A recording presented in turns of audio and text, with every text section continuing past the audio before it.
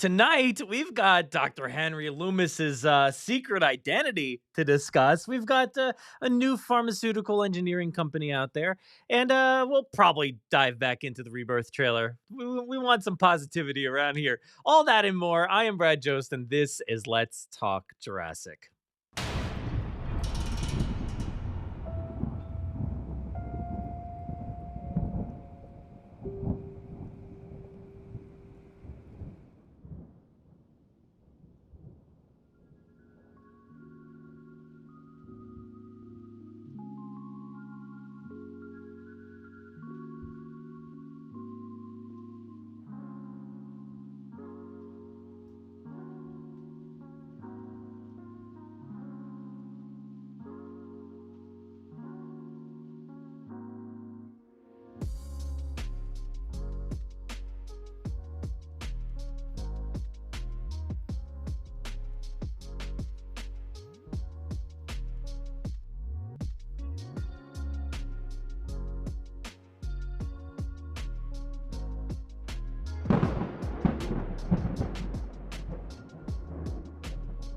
Ooh, I forgot about that nice little lightning strike there.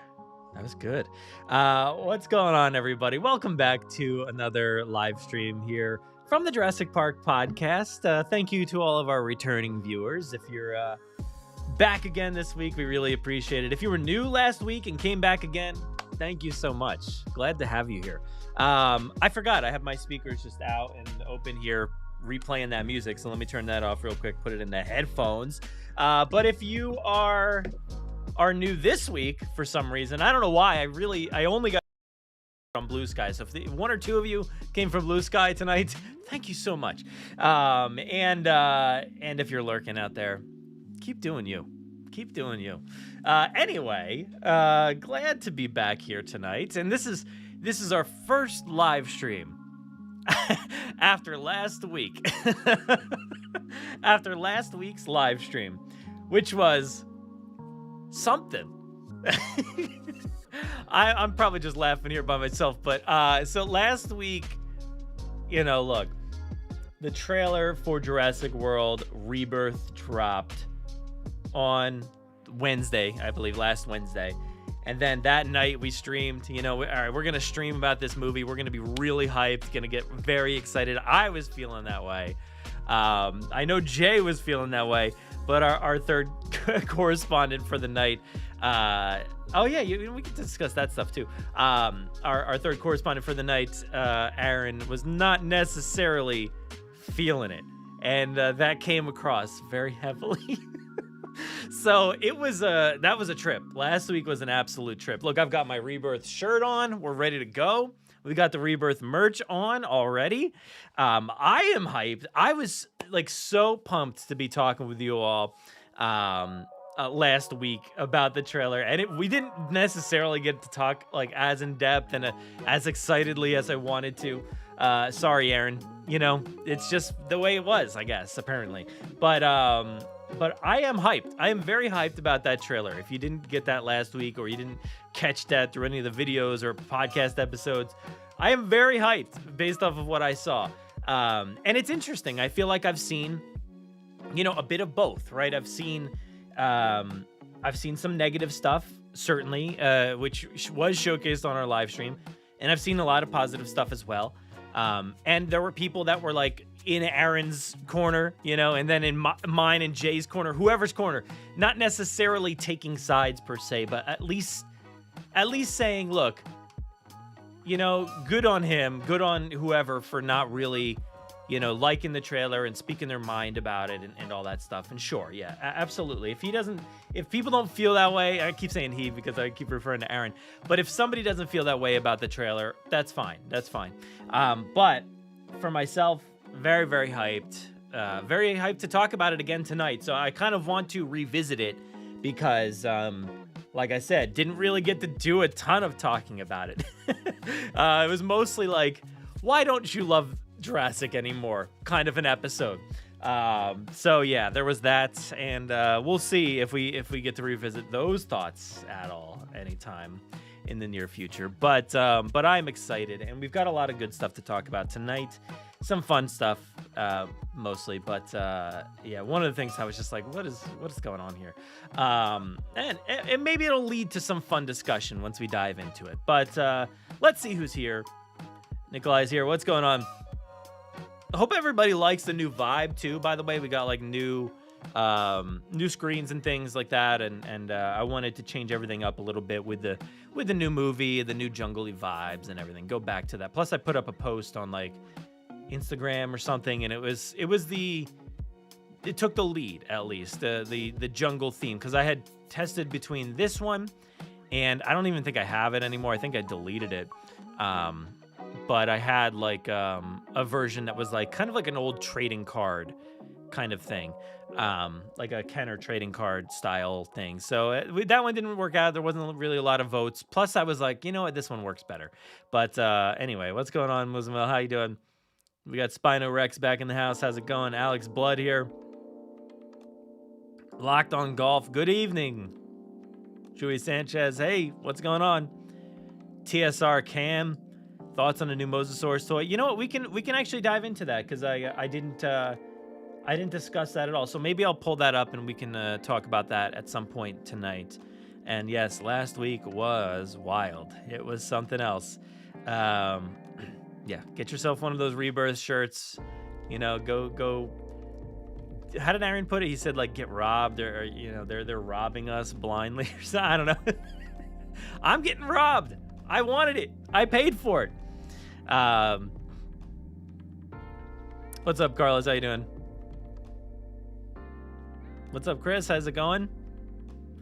We all love Jurassic. That's the important thing. Aaron criticizes out of love, and we're excited also out of love.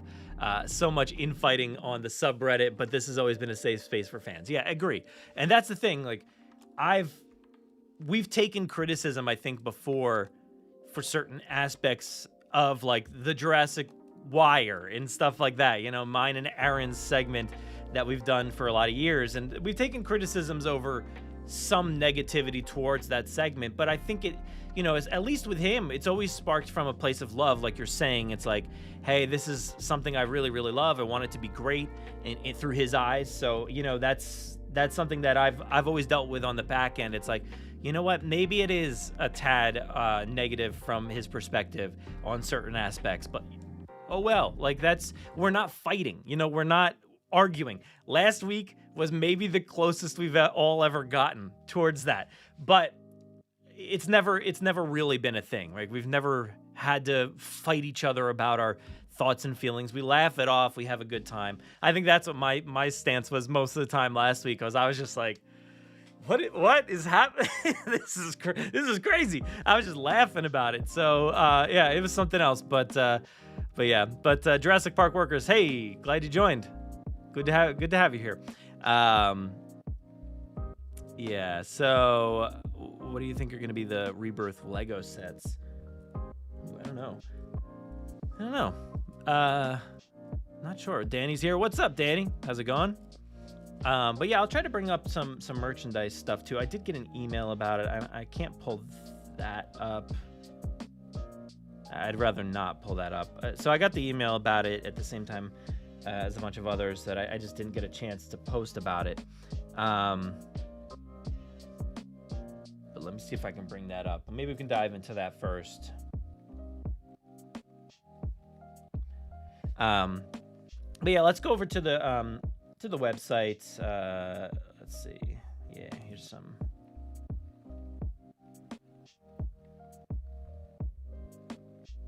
Yeah, that's a good spot. All right, let's dive into the website real quick just to see what's going on. Let's go over to JurassicParkPodcast.com, where you can find our latest episode, which is myself and Tom Jurassic.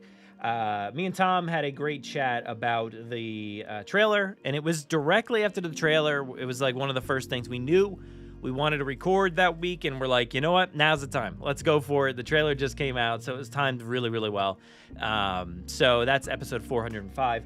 And I had that sitting in the bank for you know, almost a week there, and I was just like, oh, I can't wait to release this one. Tom's always got great thoughts and feelings on the franchise, and he looks at it from such a unique perspective, so I loved hearing Tom's thoughts on everything there. He's certainly a scientific minded guy and also towards the military aspects of the Jurassic franchise. So it was really cool to get his thoughts on a lot of the different elements that we see in the trailer. So go check out that episode, number 405. I uploaded the audio got uploaded to YouTube, but there is a video version which I meant to put up earlier. I forgot to put it up Monday. I forgot to put it up Tuesday. Wednesday came. I'm like, I'm gonna wait. I'll wait. Maybe I'll put it up tomorrow. Hopefully it'll be up tomorrow, but we'll see. Anyway, that's that. So go check out that episode when you get the chance. Also, I don't have like a card for it or anything. I wish I did.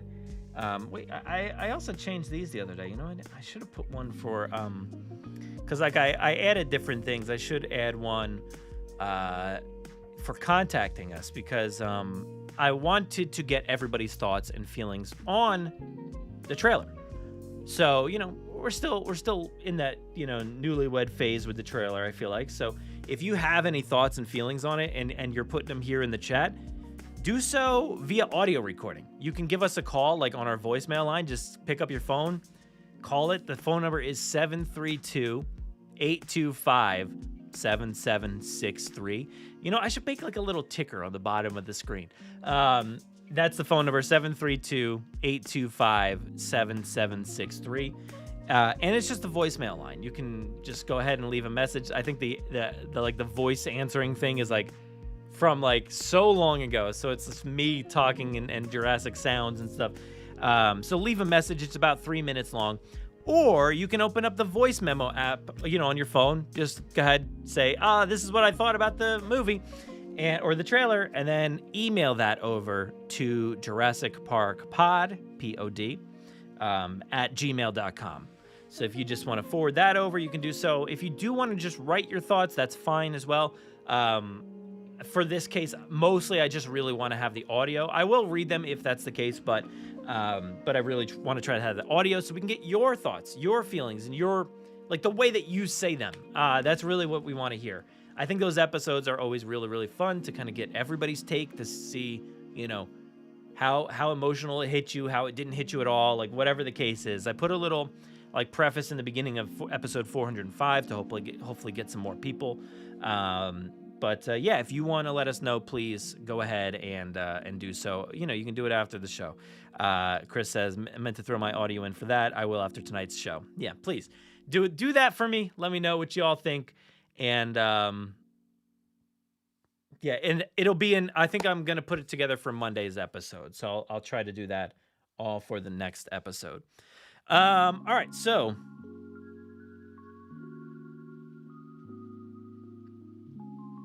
Christopher here, what you saying? You said a lot of non-Jurassic fans already dealing this a flop. Ooh, I understand that it's still tough. I think that if this flops, just reboot it with an HBO series. Yeah, I mean, yeah. I think you could do it either way. I do, after so many years of talking about that everybody wants a rated R Jurassic Park movie. I've never wanted that, but I think if you are going to do that, HBO series, absolutely the best way to go. So do that if you do want the full meticulous, multi-part series, where you get, the first book, the second book, and the third and the fourth, those books, the fifth and sixth book. Yeah. No, but at least the first two. That would be nice to at least have those done in a very, meticulous way where it exactly replicates what you see in those books. So I would love that at some point. So we'll see, but I don't know. So Christopher, I actually did an episode a few weeks ago. I'll bring it up here on the stream so you can see that. All right, so here it is. Here's the box office preview episode number 402. Will Jurassic World Rebirth meet expectations? So I did a pretty in-depth look at the box office expectations for 2025 for Jurassic and what people are kind of vibing with this movie. And for the most part, everybody was really down for it. Everybody, this was before the trailer, of course. So before people got to see some stuff. So maybe once they saw the mutant dinosaur, they're like, I'm checked out. Goodbye. But a lot of the hype was, at that point, still really high for this movie. And where mine was like, I was kind of going in low with my expectations before doing all this research. So I was like, you know what? I don't think it's going to make $1 billion and all that stuff. But everybody out there, all these experts and stuff are all saying, still bill. It's going to still get that $1 billion. So we'll see. I don't know. I haven't really seen a lot of reactions outside of like some social media stuff, and the hardcore Jurassic fans that I've seen have all been like, whoa, what is this, like what is going on here, like I need to know, kind of thing. So I don't know, we'll see. But yeah, I kind of want to see that too. Yeah, I mean, that would be kind of cool.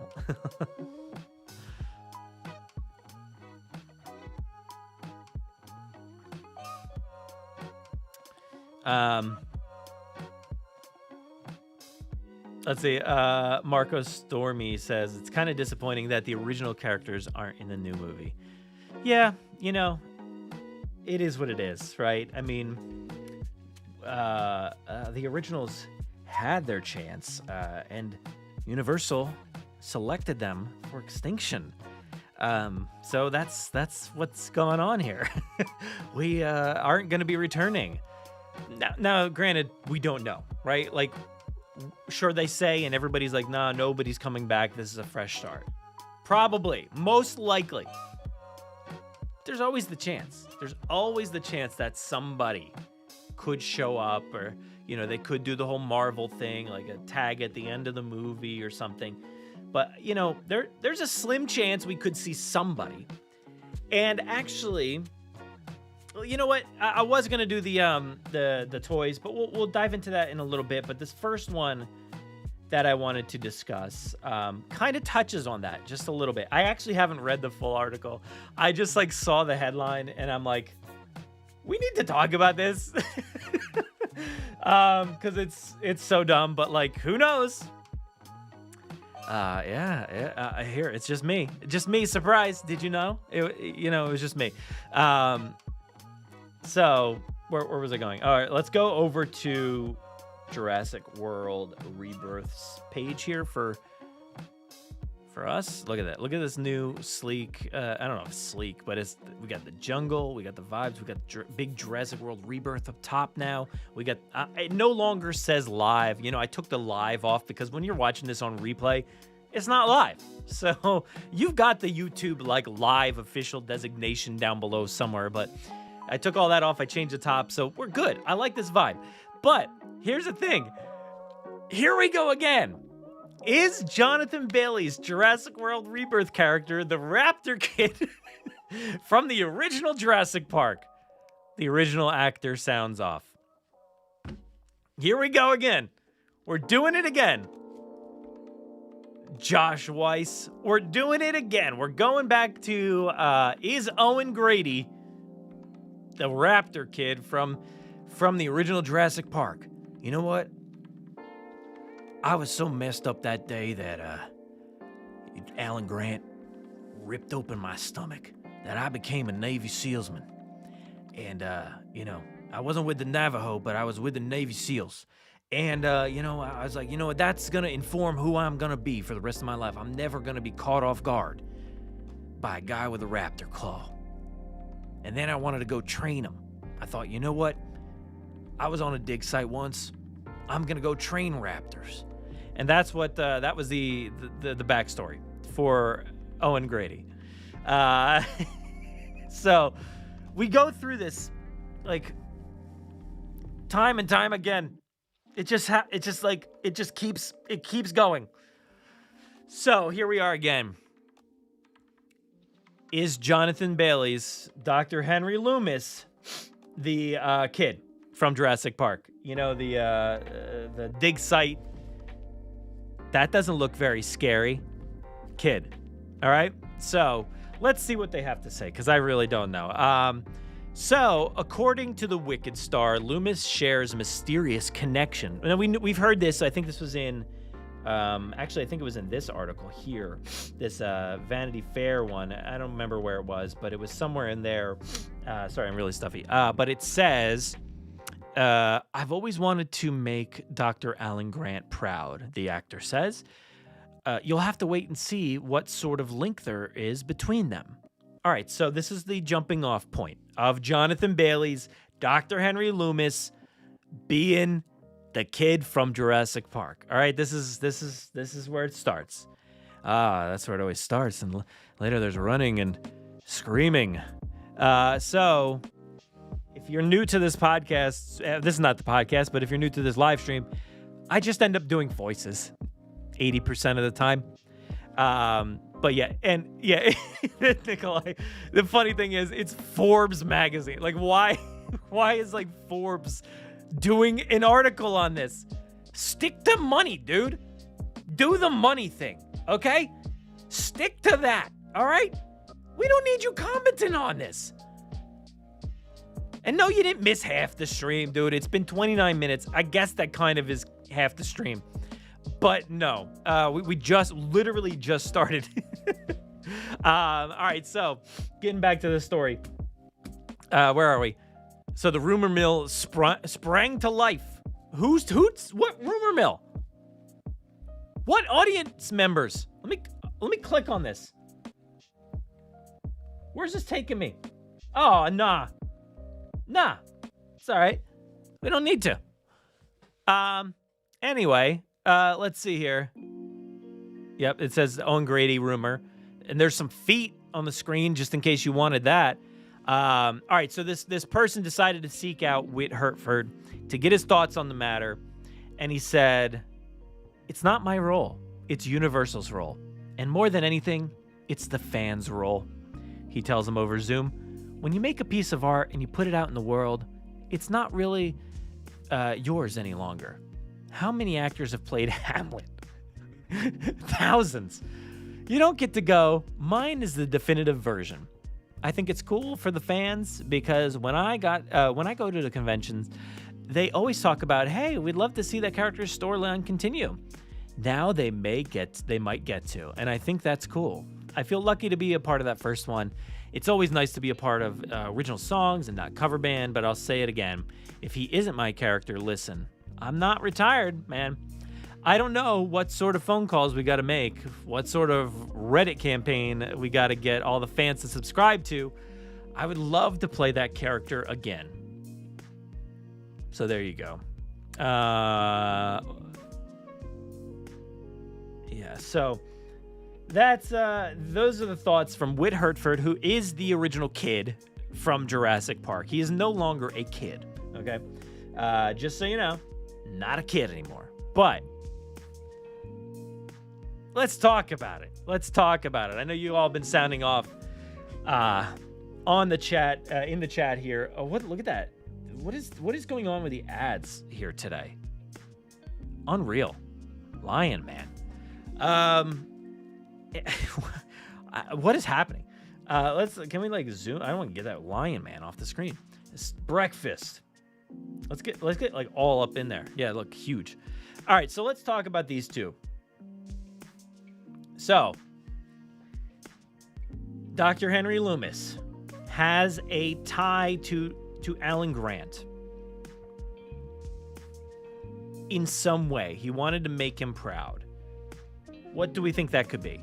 What would that connection be?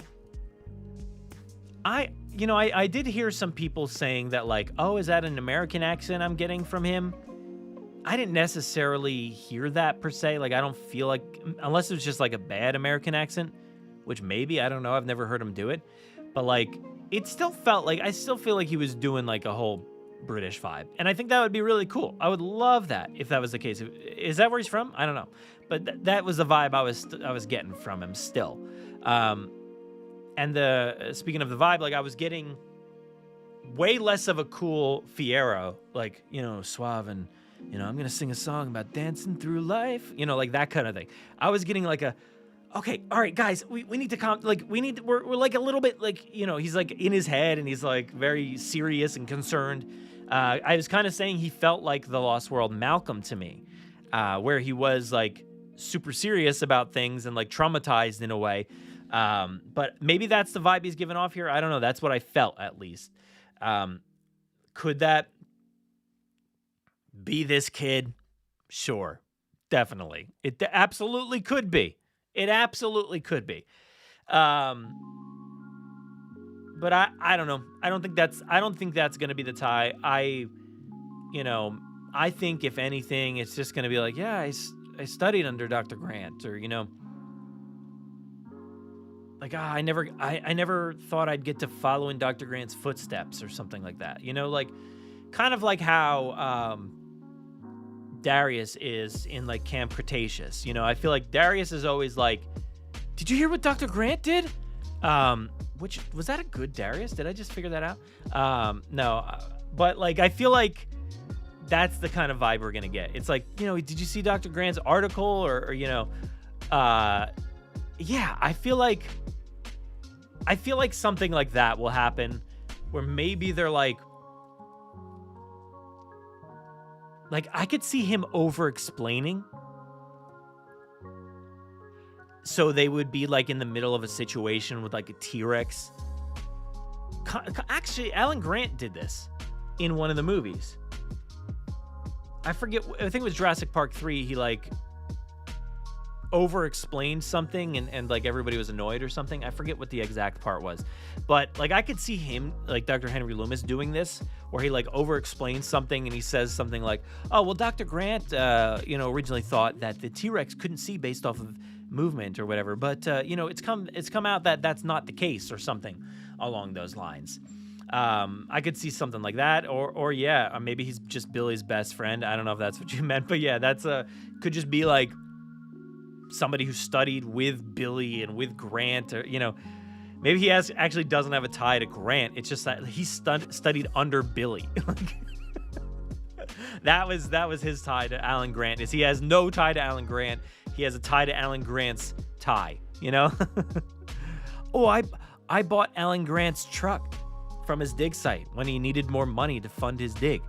That's how that, and then he left a bunch of like materials inside. He left like, he already threw it over the tree, out of the tree, but like he left like a raptor claw in there. Yeah, but it's yeah, I don't know. I want to dive into what everybody else here is saying.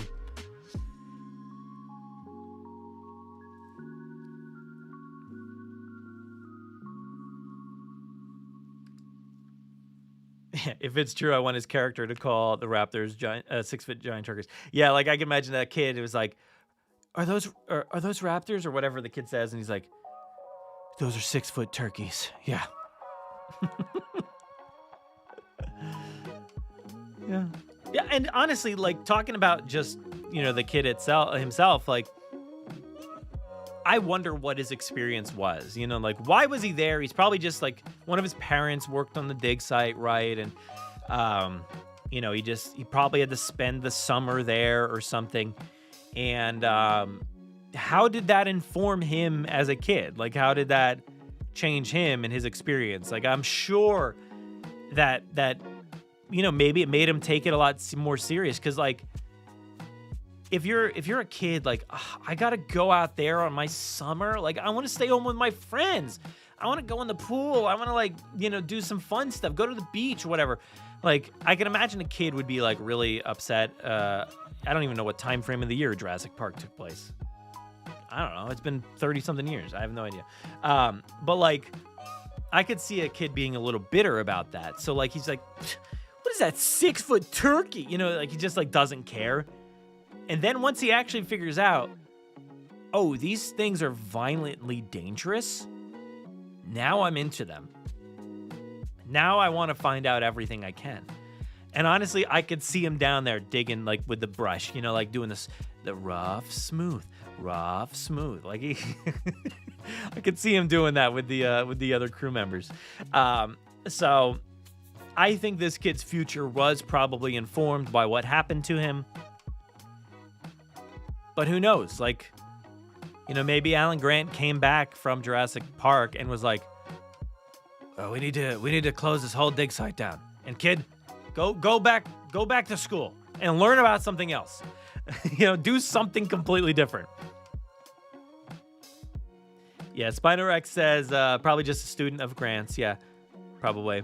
Or maybe he spent a summer like as a kid, like this kid, but just not this kid. Maybe that's the thing.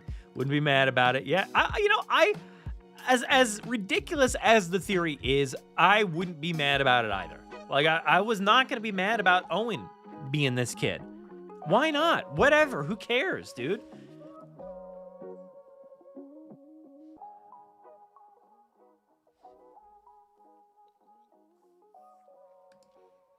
Is it confirmed that it's not set in Site B? I mean, I don't think it's necessarily confirmed that it's not there. But, I think the overall consensus is it's not there.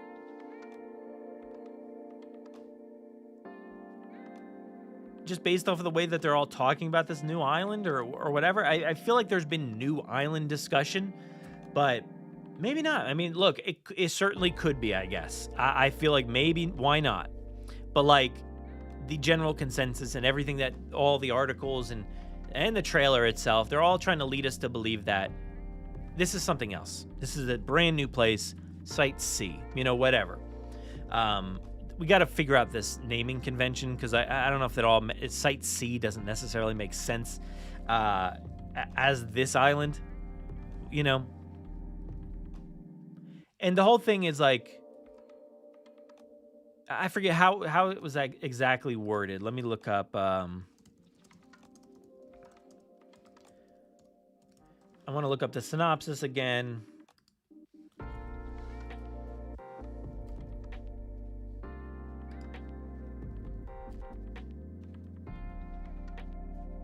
Oh, they've actually updated the synopsis, it looks like.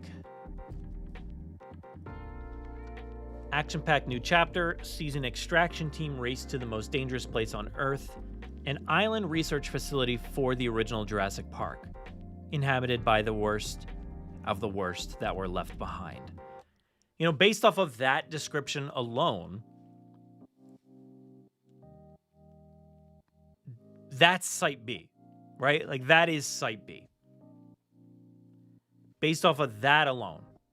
I feel like everything else has been saying this new island, but maybe we're all misreading it or something. I don't know. But based off of that alone, you could certainly infer that this could be Site B. I'm not going that direction. Also,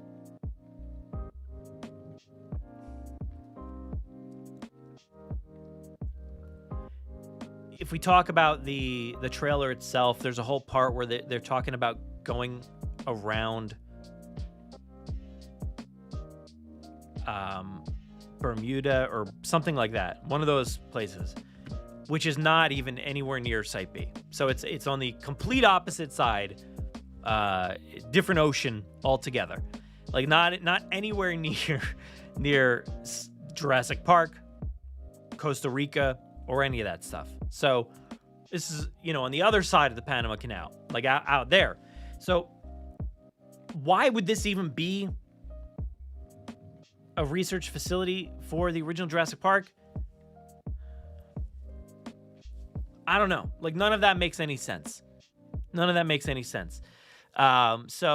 who knows? But yeah, I mean, if you just read that synopsis alone, it sounds like it could be Site B. But I think it's definitely, most definitely something else.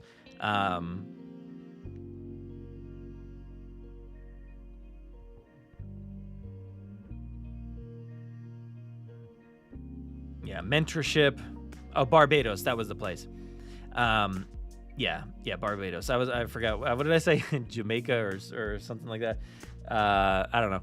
But Barbados, yeah, it's on the opposite side. So it's, yeah, I don't know why. Why? That doesn't make a lot of sense to me.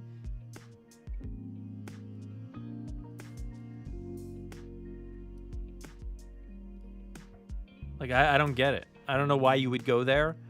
Oh, and yeah, that's what I was going to look up. Oh, So, all right. So the synopsis is further down here. It also says, the original one says, those remaining exist in isolated equatorial environments with climates resembling the one in which they once thrived. So, to me, that doesn't sound like, oh, they're just on this island. I do think that the dinosaurs are going to be, split up a little bit still. I don't feel like they're going to be only on this research facility. How we get there, how we become a part of that part of the story, I don't know. Because, I don't know. The synopsis does say that they race to the most dangerous place on Earth, an island research facility. But dinosaurs themselves, I guess, are existing within these different, environments around the equator. So I guess both can be true, right? Like, and I don't know. Look, I don't know why we've got different dinosaurs out there right now. Like, look, I think you can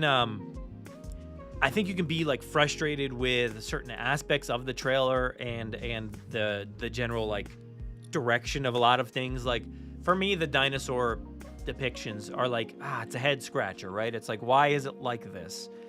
Why are we switching it up again? Or now we've got different Spinosaurs, or we've got Titanosaurs, and all this stuff that looks, and maybe potentially Quetzalcoatlus or something else that looks like drastically different than what we've seen before. So to me, that's like, why would that be the case? If these dinosaurs that exist around the equator areas, would those just look like the ones that kind of burst out of Jurassic Park? Or not Jurassic Park, Jurassic World and Lockwood Estate and stuff? Or would they just look like whatever now? Like, was the world too influenced by Biosyn that we've now got all these other types of dinosaurs? I don't know.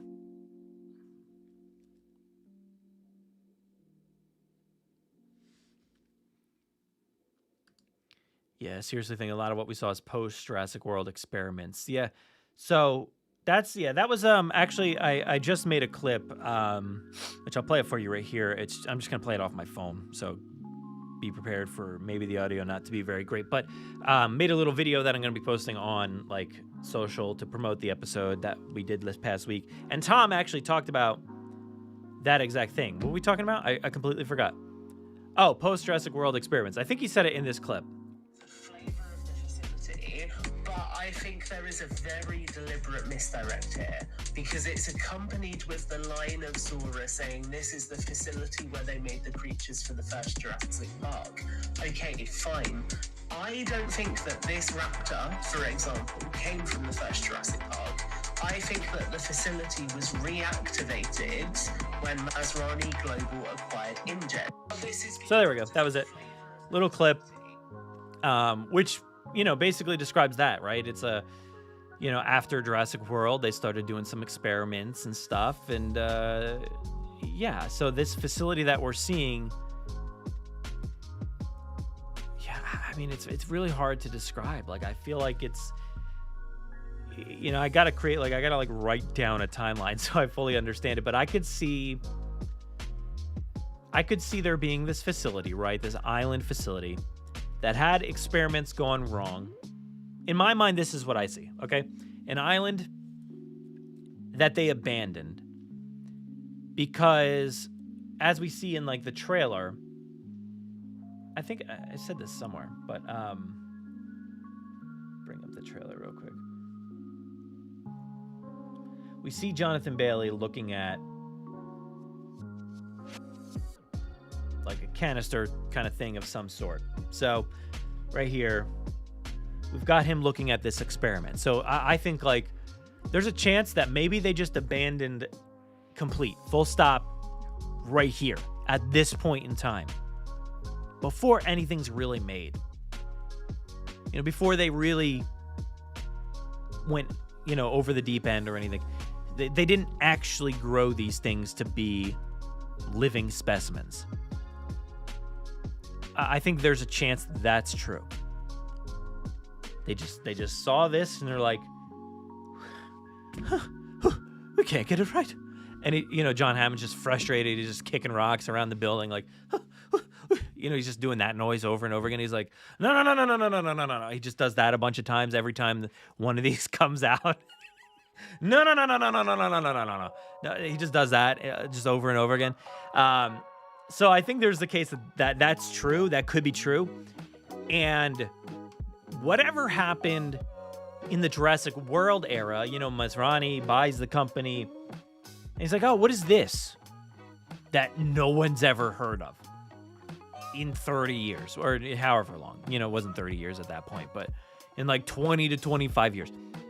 What is this place that's on the books, on the records? It's like a little scribbled note that says, like, other island. And it's just scratched out. And now they got to find it. And they find this other island. And they try to maybe they start something there where, they're like, all right, let's continue some of this research, see what we can do based off of this. And then it gets abandoned again. Like, is there a chance it gets abandoned again, or like there's bit like kind of like what's her name? May Turner in Camp Cretaceous, wasn't that her name? Like Dr. May Turner, I believe. She was just doing stuff. She was just out there, like on Site Z, whatever that place was. Just doing work. Not questioning things, like just continuing.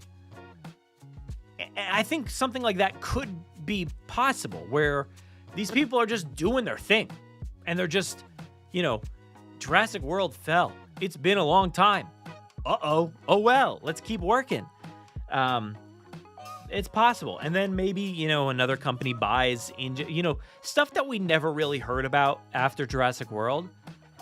We never really heard about what happened with InGen, what happened with this or that.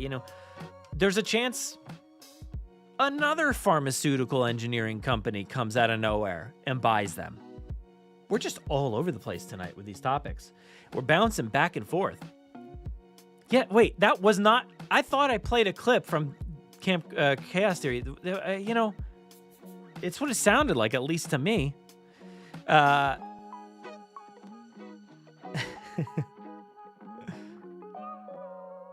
Yeah, I mean, that's certainly going back. That was certainly one of those moments where he over-explained. Yeah. He's one of Malcolm's 5 kids. Well, there it is. It's the dinosaur man. Landon's got a serious question out here. What's up, Landon? What's your serious question? I don't know how long ago you wrote that, but I'm here.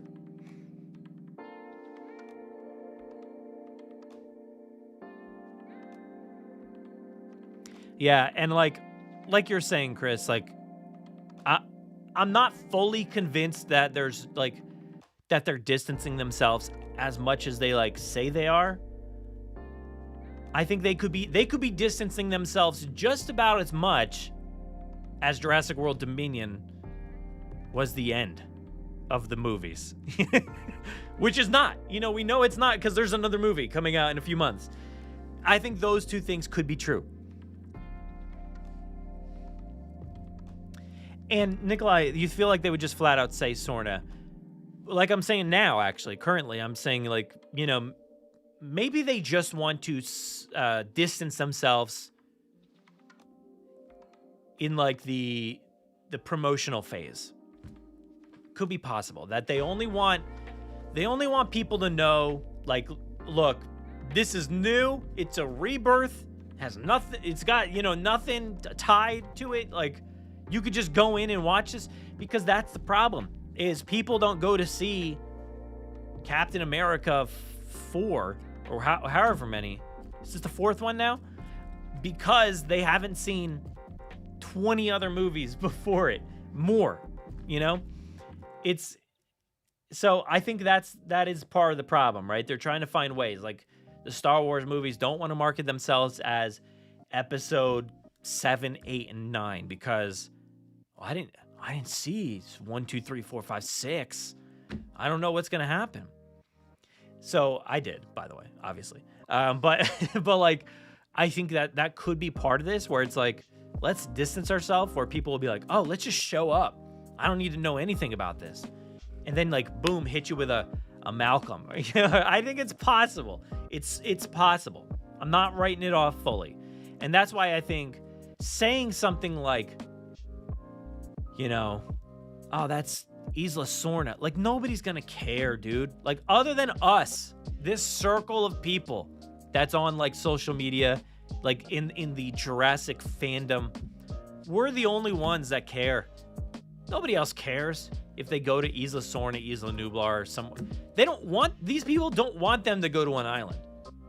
Most people like that are, I feel like, on social media are just like, another island? Oh, like stuff like that. You hear that all the time. So I feel like them saying like, oh, we're going back to Site B would be a detriment. Like, oh, here we go. Now I gotta, what is Site B? Dude, where is that? I mean, it's bad enough that people are like, another facility? It's silly. This is all silly. Look, it's all very silly.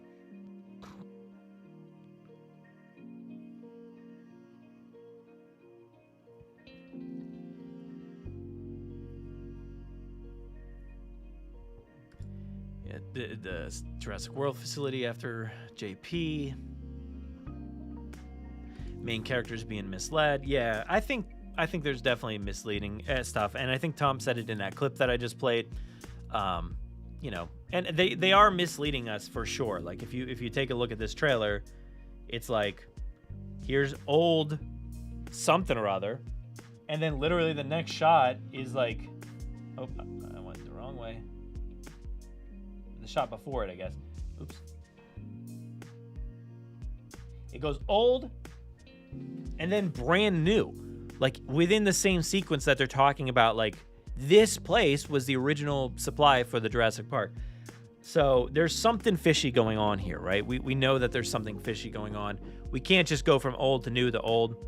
So they very well could be the same place, but something weird's going on here that we don't necessarily know, that they're certainly trying to misdirect us.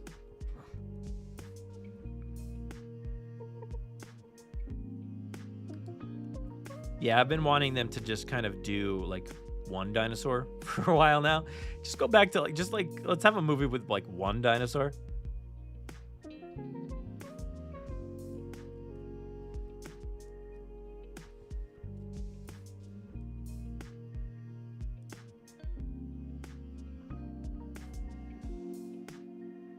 Yeah, and Jason here says, I kind of like the idea that the dinosaurs which migrated to the equator are a mix of various competing genetics operations. It adds variety while also carrying a through line from Chaos Theory and Jurassic World 3. Yeah, exactly. Like, it's going to be a mix of a lot of different things, I would assume, but that's never it's never fully stated in in the films themselves. Like, why do we have a Pseudoceratops now? Why do we have this or that? Why are there so many dinosaurs now in the world? After 38 of them disappearing from Lockwood or whatever. There was more than that, I think. But yeah, I think and as far as Chaos Theory is concerned, I don't think the films care. I really don't think they care all that much. I really want to get Frank Marshall's honest opinion on what the animated shows are doing. I would love to hear his thoughts. Or was it just a Colin Trevorrow baby? I think Colin is still tagged as a producer or whatever on Chaos Theory. So it just might be his baby, his world, and that maybe they are going to shut it down. Maybe season 3 is the last season.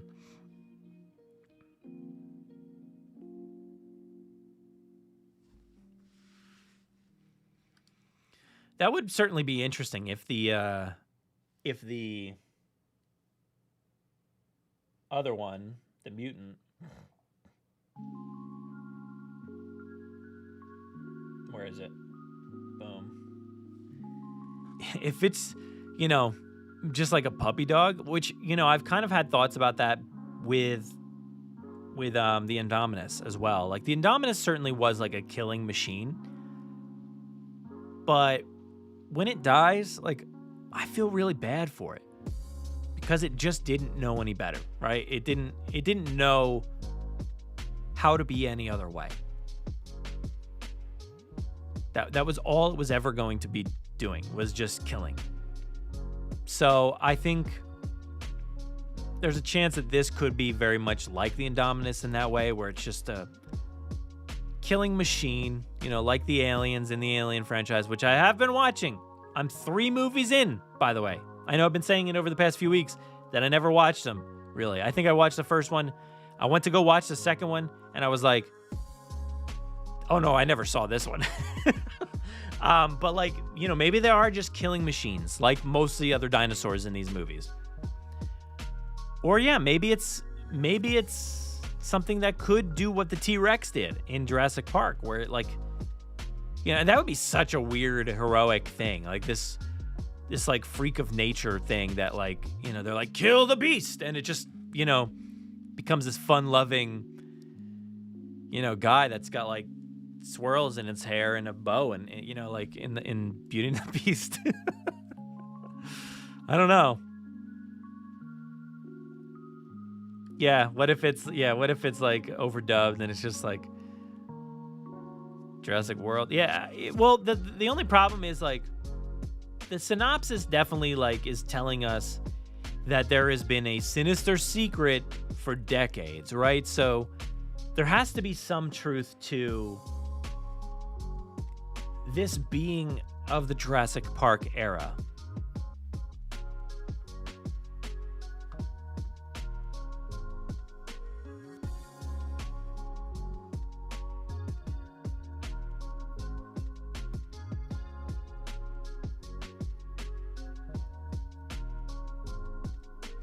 Yeah, honestly, it does look kind of lumbering. Who knows? Maybe it'll like jump or something. Like, I don't know. But yeah. Live action Brad X. Yeah, I think it is actually. That's probably what that is. It's gotta be. Human cloning? No, I think this is far enough. Like, we've got the mutant dinosaurs and we've got 2-headed dinosaurs in the trailer. So Dan, I don't really feel like, I don't think we're going to be getting into that. I know there was a lot of talk about that, I think, in the last live stream last week, but I don't really think that's the direction we're going to be going.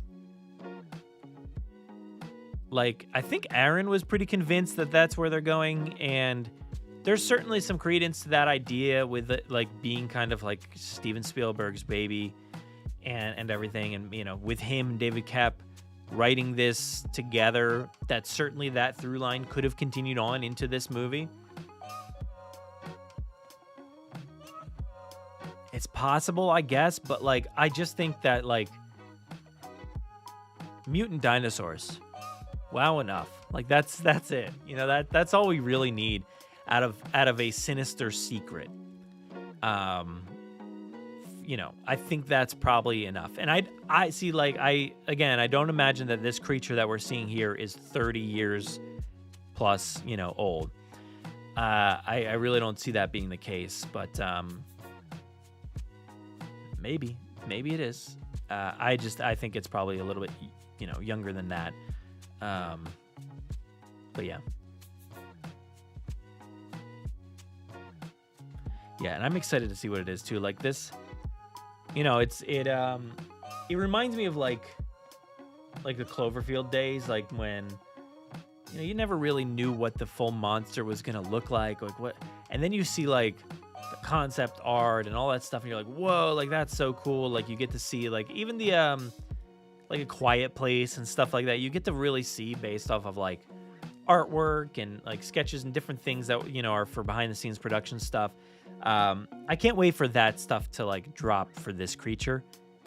And, you know, maybe it does lead us down that path of like the human hybrid stuff. And maybe we get to see some of that evolution or something. And, you know, maybe they wanted to lean towards it looking human-esque or something. And then they're like, well, let's not go down that rabbit hole. Let's give it that kind of vibe, but make it more, you know, dinosaur-esque or something. But yeah, I don't know. I don't know that humans... I really don't think human cloning is going to be a part of this. I think if there is some sort of distancing between the Jurassic World story and this movie, human clones are going to be that distancing. We already saw it in Jurassic World Dominion, that they, you know, certainly she was to an extent a clone of her mother, Maisie, but not in the way that we like originally thought, right? Like not in the, oh my God, she was grown like these dinosaurs were, you know, from a dead cell or something, you know, like nothing like that. So I don't, and people, like we talked about last week, were laughing in the theater and didn't really care for the whole cloning, so much so that they changed it. They kind of retconned the idea a little bit for Jurassic World Dominion. So I don't really see them going back to that, but this mutant is kind of like doing a hybrid again. I guess it kind of is doing that again, and also them saying like people don't care about dinosaurs again. Maybe they are revisiting stuff. I don't know. Maybe I'm wrong completely. Maybe there is human clones in this movie. Who knows? You just joined, what'd you miss? Well, we've been talking about a lot of different stuff. You know, I plan to go kind of sequentially usually, but we've been jumping all over the place. First, we talked about this one, which was this article from Forbes about like Jonathan Bailey being this original actor. Nah, don't think so. And then we've just been talking about the trailer, really. And just kind of going on thoughts and theories about the islands and the dinosaurs and stuff.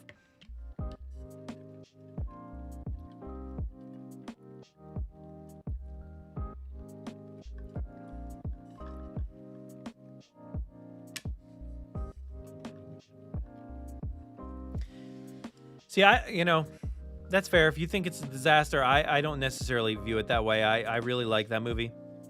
And I feel like, I did a whole episode on it with Tom as well, where I was really trying to convince Tom, which I should go back and listen to that now that we've got this trailer. But I was really trying to connect Jurassic World Dominion to this movie. And I do think there are probably some valuable things to still connect it and to still matter and all that. So, but yeah, I like that movie. I do. I really don't understand why people hate on these Jurassic World movies. It doesn't make any sense to me. And like I was saying last week, where Aaron is more so somebody who heard those laughs after Jurassic World Fallen Kingdom, kind of checked out, right? I heard those laughs and it just reinforced my thoughts on what I like about these movies. So that's where I've stood. It's just like, I like these movies. I don't care. They're ridiculous to a certain extent. Yeah, obviously. Jurassic Park is. They all are. Somebody died on a toilet in that movie. Come on. They're all a little bit ridiculous. And I think I'm okay with that. I really like the last one. And I don't see why people really hate it. And you could describe it as much as you want. And I will read your words. And I won't understand it at all. I still will be like, no, I liked those things. So, yeah, I hope you can find some love with this movie at least,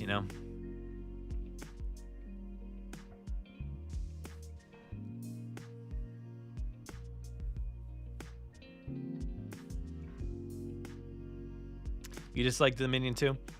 I don't know. I think...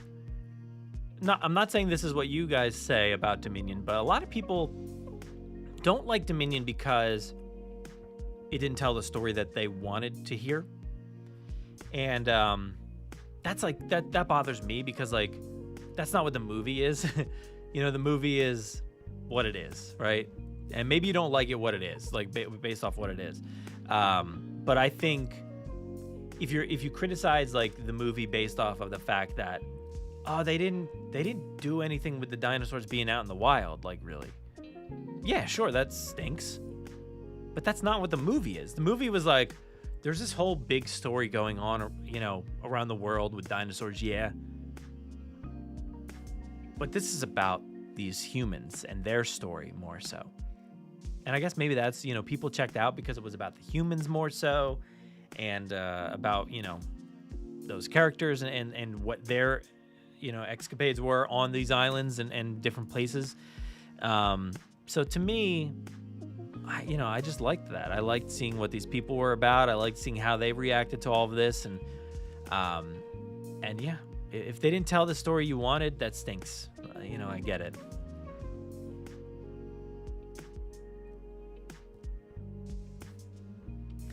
Goldblum's performance felt artificial and out of step. So yeah, I mean, I can see that he flip-flops right a little bit because he was more so like he was, I think, in Jurassic Park than he was in, like, if you follow like a trajectory of Ian Malcolm. He does feel even different maybe than Fallen Kingdom too, because like he was pretty serious in that movie, and then he jokes around a lot. But like, I don't know, like I don't totally see like this completely different character for me. He feels like the same guy, just much older now, and like doesn't care about a lot of this stuff anymore. He's just like, you know what? I did everything I could do. None of y'all cared. What do I care for? That's kind of the idea that I get from him in Dominion, is like, who cares? Nobody cared. I tried to tell you all time and time again. So now I'm just going to get to the heart of it and just be in it and like do what I can, I guess, from here. But like the introduction to Malcolm in Jurassic World Dominion, it's probably my least favorite part of that movie. Unseen consequences will occur. Like he does that whole speech, and the speech doesn't really land in any way. It doesn't really, like, you don't listen to that speech that he's giving to those kids in that like forum or whatever and like say like, oh yeah, that's I've side with you. Look, kind of like, like you would in Jurassic Park when you hear them, talking, him and Grant talking to like, Hammond in the lunchroom scene. You don't like side with him. I think in that sequence, that's a pretty poor introduction to Malcolm. It just seems kind of like nonsense. But yeah, I don't know. Like I still kind of really like his depiction in this movie, and the fact that it's most of the time it's just like Jeff Goldblum, and like that's just who he is now, and that's just like, that's the fun of it,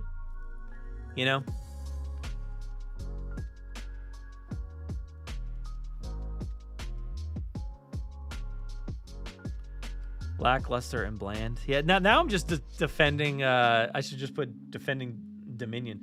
I do want to do an episode like that where people who don't like it just come at me, and I'm like, look here, this is why I like this movie, and you're wrong.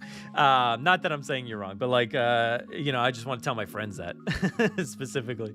But yeah, lackluster and bland. I don't know. I mean, I think it like looked really great, like really excellent at times. So bland, maybe, I don't know, story-wise, maybe you think that. I'm not sure.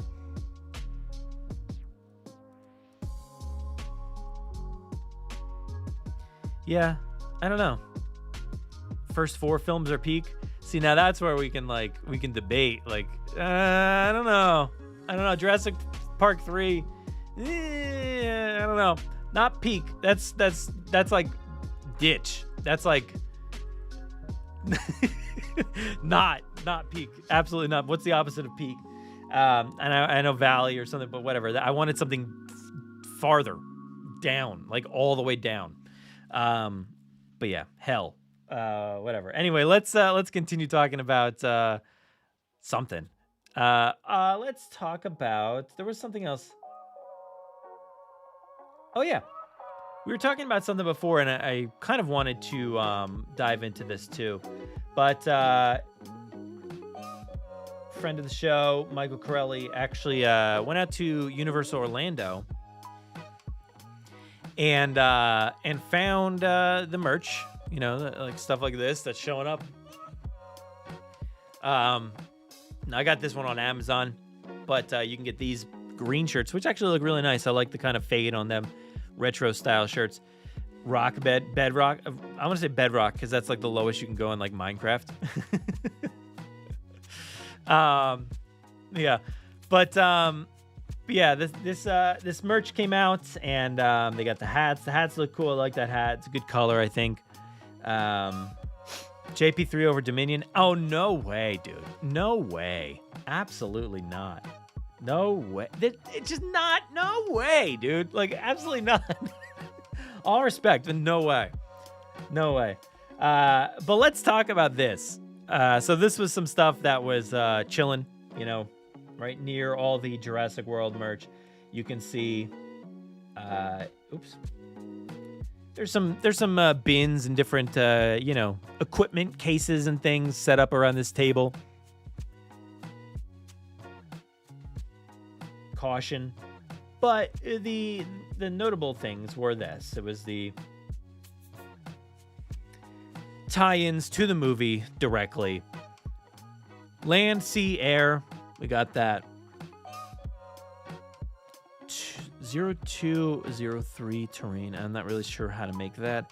They got the Triforce there. I'm not sure if that has any other meaning, like scientifically. But I've got it on my arm. Triforce from Zelda.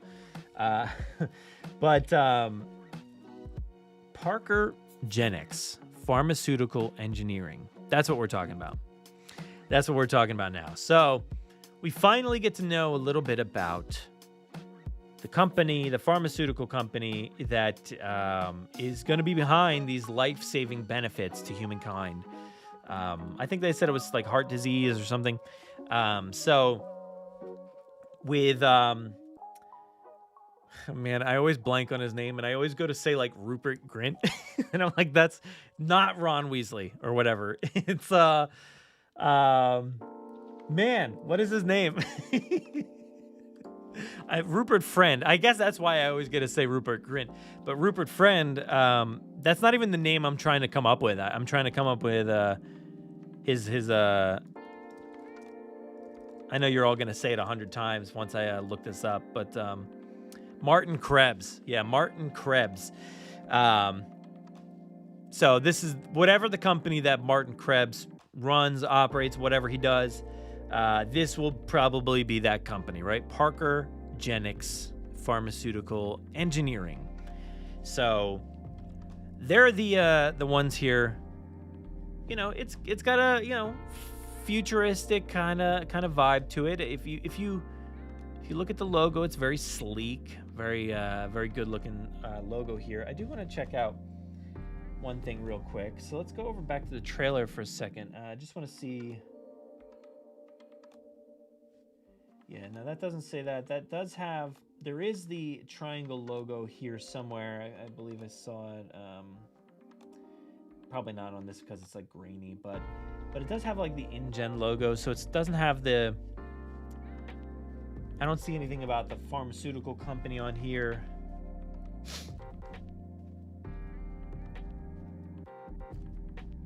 But I know there was a shot of like, I don't know if it was over here. Oh my gosh, what is happening?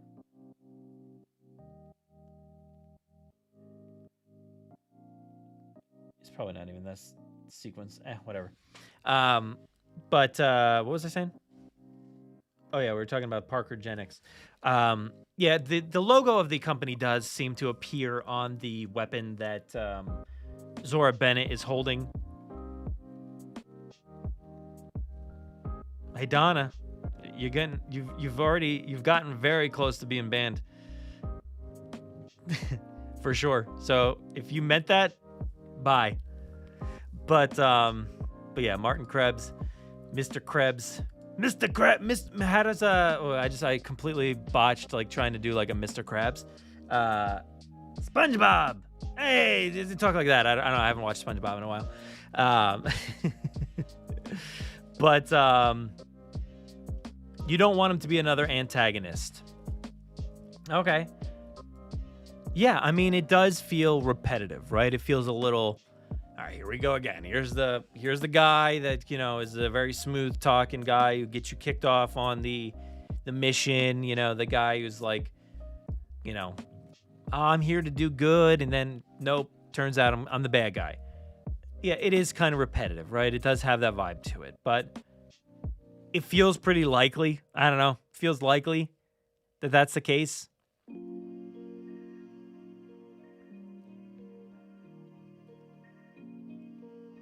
I don't know. I think it feels likely. But yeah, I don't know. Yeah, and you know what? Nikolai, John Parker Hammond, in Trespasser, I had to go back because I was like, I forget which one was which, whether it was Parker or Alfred in Fallen Kingdom. So I went back and I watched, and I was like, he says Alfred. My theory's gone. I'm like, oh, man. Oh, no, that's not fun. So I was kind of bummed to, remember that it was Alfred Hammond. Because my mind went racing. I was like, ooh, Parker Genix, is this, and I saw a dumb theory. Sorry if it was one of you, I apologize. But like, I saw a theory that was like, maybe Zora and Loomis are like, fake names, and it's just Lex and Tim. And yeah, I don't think that's the truth at all. I know we all just want this stuff to be real. We want these all to connect to things that we know. And I wanted it to, like, in a way, I was like, oh, maybe there are Lex and Tim, and they are keeping this undercover. And this is Lex and Tim going under their grandfather's middle name in a pharmaceutical company that they've activated all these years later for some reason. But yeah, it's not. I mean, it at least doesn't seem to be. It's just, just in the way that I'm assuming at least Zora Bennett doesn't have anything to do with the Bennett farm that we saw or I guess we kind of saw in Jurassic World Dominion that had the biosyn seed. Maybe there's still a connection there. Maybe that's still true, but probably not. Probably didn't even realize that was the case. But yeah, it's probably just a coincidence kind of thing. But man, that would be kind of cool if there was something there. Speaking of Eli Mills, Fallen Kingdom was on NBC Sunday night. Watched it instead of the Super Bowl, and Mills mentions restarting existing facilities. Did he say something like that? Like, at what point do you remember him saying that? Was that like said to like the auctioneer guy or to Dr. Wu, or something like that? I don't know. Yeah, but yeah, the Bennett's corn, Zora. I do think there has to be like a catalyst for Zora joining this mission. It seems like it sounds like from everything we've learned before that she's really trying to distance herself maybe from her past in a way, and there's something bringing her to this mission. Something probably, I wouldn't doubt that it's like a family member that has like heart disease, and they're like, I'm going to do this for you, Dad. I'm going to go and do this one last mission, something like that.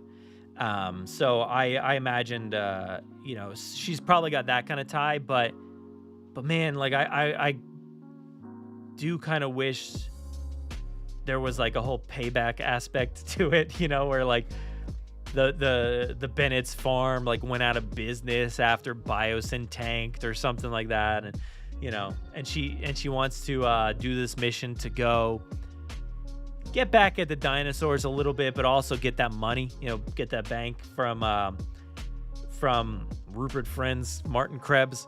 But yeah,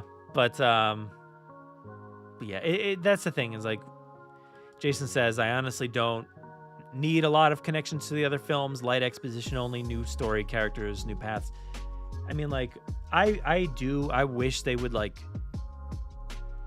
see, here's the thing. This is what I was talking about before. Look, like I was saying, like, all right, if these past few movies or Dominion, like, wasn't your cup of tea, that's totally fine. But if you wanted it to be something else and that's why you're mad at it, like, that's not a valid, like if you're leaving like a review on Letterboxd, right, and you give it 1 star because it didn't tell the story I wanted it to tell, that's not I don't feel like that's valid.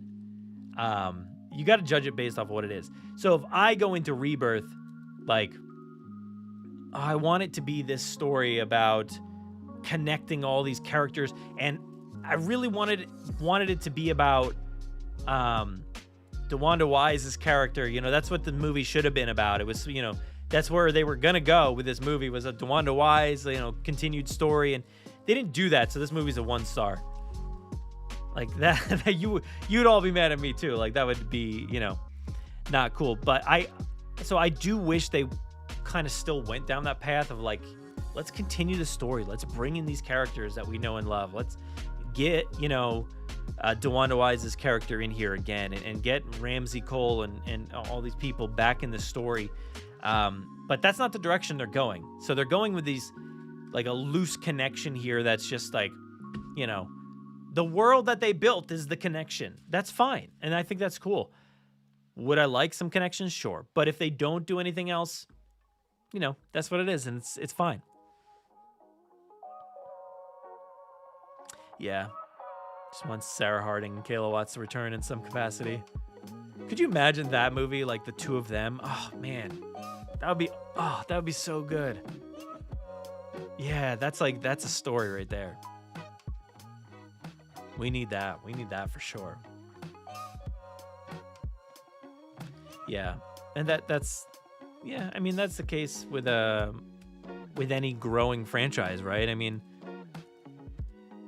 it's just bound to happen that, like, we're going down that path, and we've certainly gotten there, to this extent. We are now 7 movies and 2 TV shows in, and growing, and it's gonna reach those levels where, like, people complain about everything. Already they do, whether they're fans or not, So, and I've always said, like, the biggest haters on, like, your favorite sports team or a movie franchise is the fans, right? Like, the fans are probably the worst like detractors. Sarah and Malcolm go on a double date with Grant and Ellie. Why? I just want a movie of Sarah and Malcolm going on a double date with Grant and Ellie. End of story. That's it. Like, I just want that movie. Like, I think that would be riveting. And what happened with Nick Van Owen? Nothing. That's not the one that I clicked, but okay. Why did that even pop up? That didn't make any sense. What happened with Nick Van Owen? He's Greenpeace, I guess. I don't know.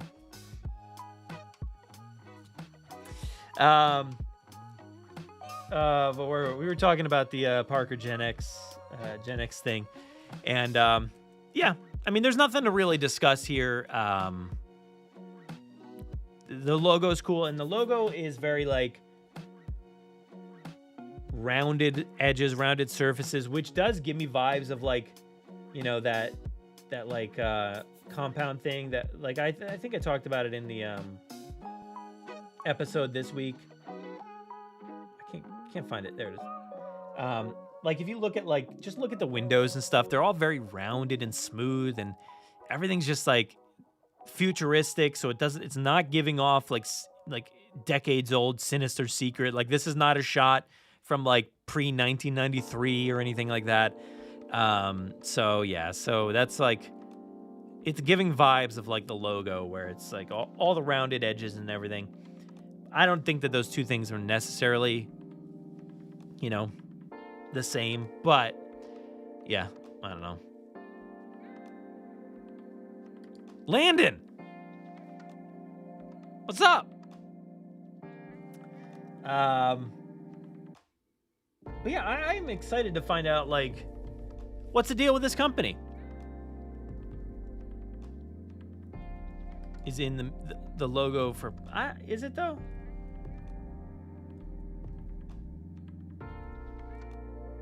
We just looked at that before, and I didn't see anything. The only thing that's in here is that Triforce triangle thing. But that doesn't necessarily mean that's like a logo. That's, it kind of, to me, looks, it's like, could be like a scientific symbol of some sort that maybe just could also be here. Because I don't know why it would also say, like, InGen over here in the corner and have, like, they'd have InGen logos and things. And it'd also be Parker Gen X.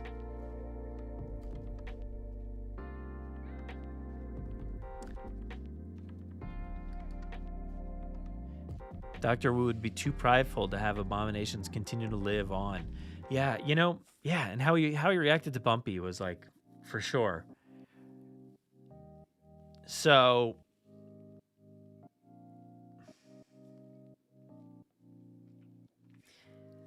yeah, my, like, headcanon for this all is, like, whatever happened on this island, as it was supposed to, like, be the research facility for Jurassic Park, it almost feels like that would be, like, pre-Dr. Wu. Like, I feel like, in my headcanon, it's like, John's like, we can't get it right. Like, let's hire Dr. Wu. I didn't want to pay for him. He was too expensive. Now I need to do it. Now we need to get him in here and make the real things. So that's why I abandoned that island. They set up a new research facility with everything that Dr. Wu needs specifically. And then this, though, if this does so happen to be during that time frame from 2005 to 2015, because that, they bought it or whatever in, like, 2005. So Jurassic World was open, or no, I guess they bought it before that, but Jurassic World was open for 10 years before, the events of the Indominus Rex. So if this stuff happened, in that lead up to the Indominus, I could definitely see that being the case. Like, how could Dr. Wu fit into any of this?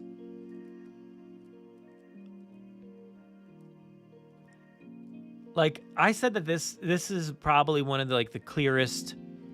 This could be one of the clearest examples of, like, a flashback, if possible. And like I said, I don't think it's going to be like a 1993 flashback, but if it is like a 2007, 8, 9 flashback or something like that, there is a chance we could get a Dr. Wu, like, in here.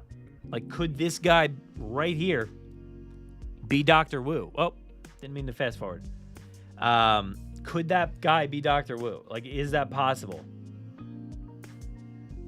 And, like, imagine that. Like, imagine going the wrong direction.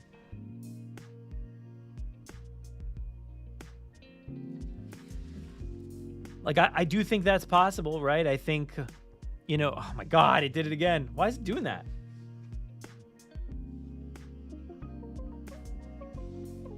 I do think that there is a chance for a cameo appearance for somebody like him to continue on. Like, why not?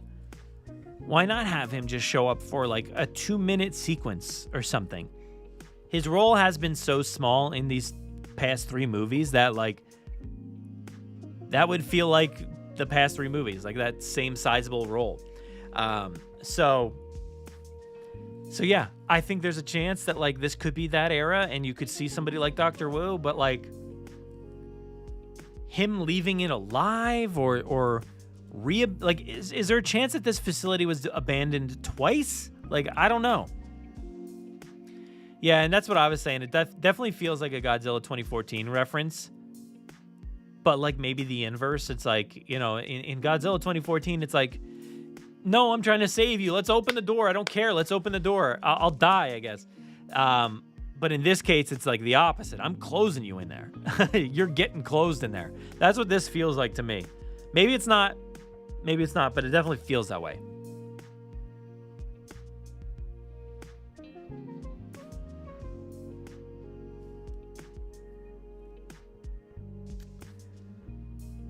You were starting to feel like the river scene might be the opening, not the lab and mutant. You know, I don't think I can find it right off the bat here, but I thought there was something.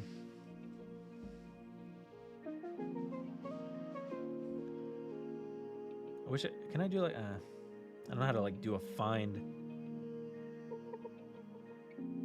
Maybe I can do it on the computer. Oops. Changing everything up. That's not what I wanted to do.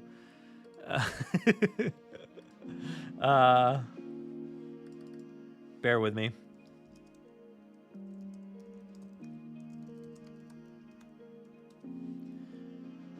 Let's see if I can find something real quick. I thought I read somewhere.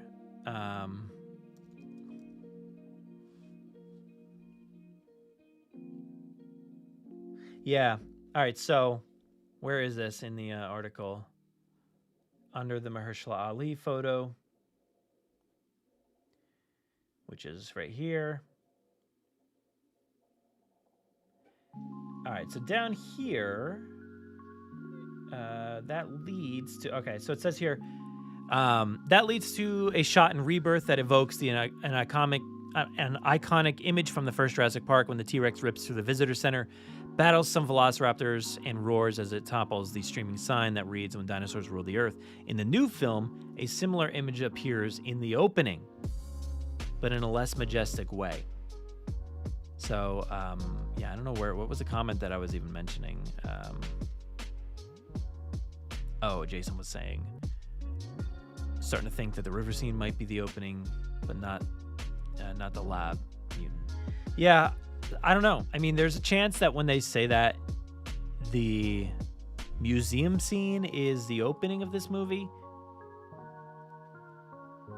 that could be the case, but that feels like really anticlimactic. I mean, if you look at every one of these movies, they open up with something dramatic, except for really like Jurassic World really is the only one that kind of just like starts with like just like an egg cracking. Everything else kind of has something decent that happens, really, I think.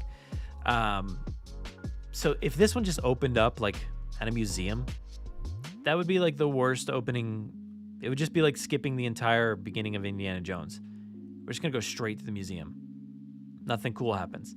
That would be that would like bum me out. So hopefully there is like still an opening, like the cold open, and then you get the first 7 to 10 minutes of the movie is now it's at the museum. So hopefully, I don't think the river sequence would be the opening if that was the case. I could definitely see the lab being one. The lab sequence could be something.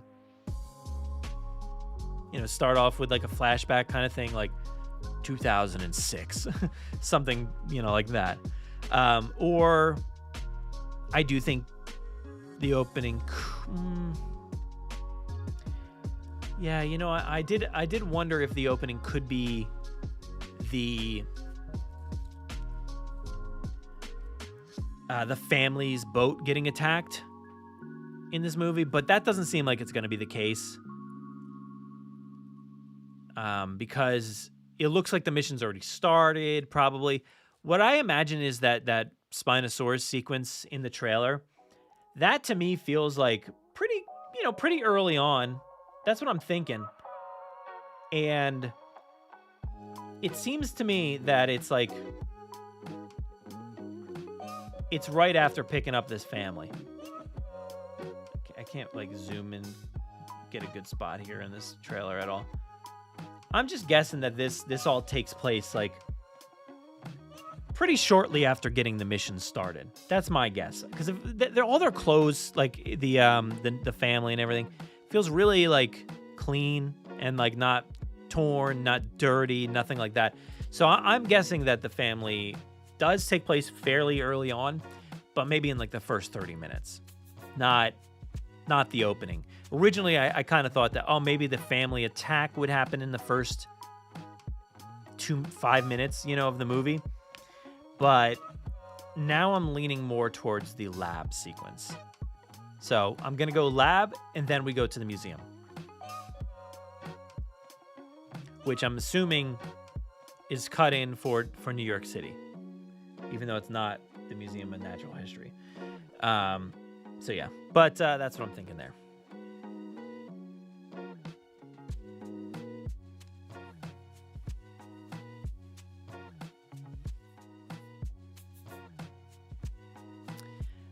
Jurassic Mike, he said, guys, I'm getting pumped. The more Jurassic, the better.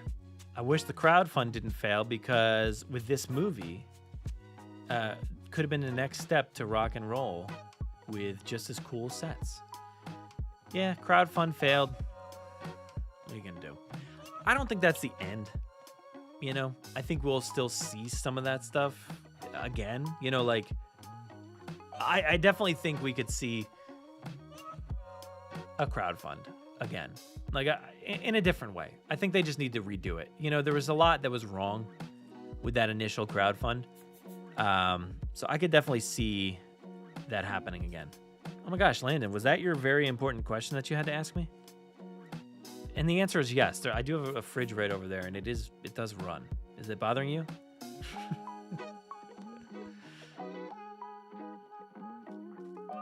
At what point is the family getting stranded on the island? Yeah, what is it about the family getting stranded on the island? Operation intersects with a civilian family whose boating expedition was capsized by marauding aquatic dinos. They all find themselves stranded on a forbidden island that once housed an undisclosed research facility for Jurassic Park. So wait, they updated the original synopsis again. I thought I was just reading the original synopsis, but then I was like, ooh, this is different. This is not it doesn't sound like the original one, because I don't remember them saying that. But yeah, we would have been talking about that a lot sooner. There, in a terrain populated by dinosaurs of vastly different species, they come face to face with a sinister, shocking discovery that's been hidden from the world for decades. Yeah, I wanted the original synopsis, though.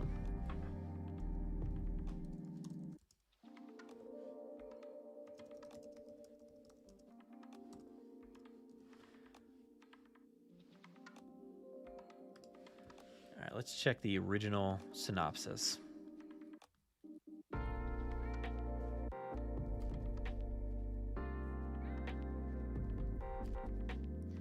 Zora's operation intersects with a civilian family who just moved.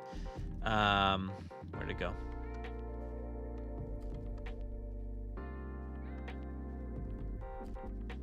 Completely lost it in the article. Whose boating expedition was capsized by marauding aquatic dinos.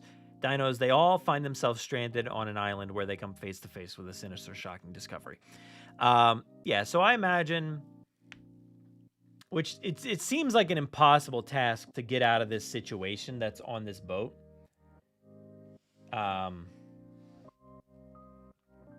They are completely surrounded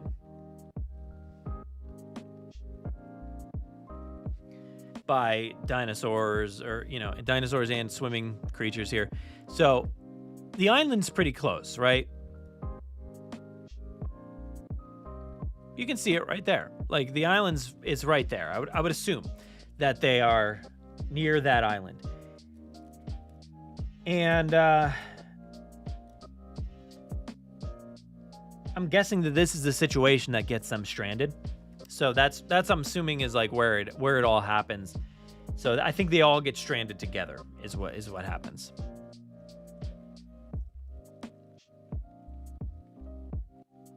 And I would love, like I said, I think one of the recordings, but I would love if they got stranded but separated in some way. Like I think that would be kind of cool. Like some of the crew ended up over here, some of the crew ended up over there. Yeah, lab sequence, prologue. Yeah, that's definitely what I'm thinking. It's got to be. But if they were to introduce the family first, I thought that would have been a great idea. But like to introduce the family first and then cut to like a museum and then like do the whole setup and everything, and then like if the family got stranded on the island, sure, that makes sense.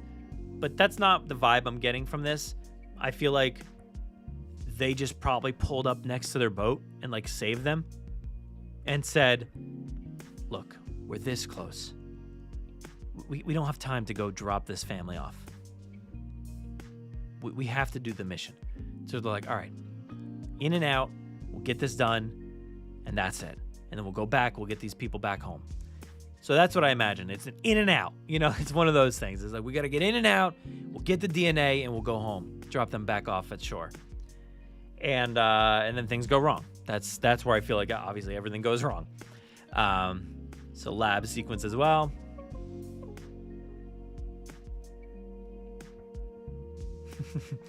Landon really got me. The fridge was running though. So while being a jokester, you were accurate. You were very accurate, Landon. Yeah. Let's see what else we got. Is the DNA from those dinos really even for heart disease? I say no. I don't think so.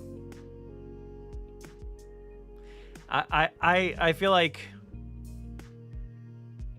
but again, it's like kind of like the whole problem with this Rupert Grint character with I'm just gonna call him Ron Weasley, even though it has nothing. Everybody will be like, why are you calling him Ron Weasley? And I'm like, because I couldn't figure out his real name. With Ron Weasley, his problem, like the problem with him is that like it just feels repetitive, right? So if it was like, oh, it's not really for the heart disease, it's the same thing. It's like, we're not going to get these dinos to safety. We're not going to put them on Sanctuary Island. Like, again, we're doing this. It feels very similar. And like, would Spielberg be like, great idea, David Koepp. Let's do that. It doesn't sound anything like a thing we did 2 movies ago.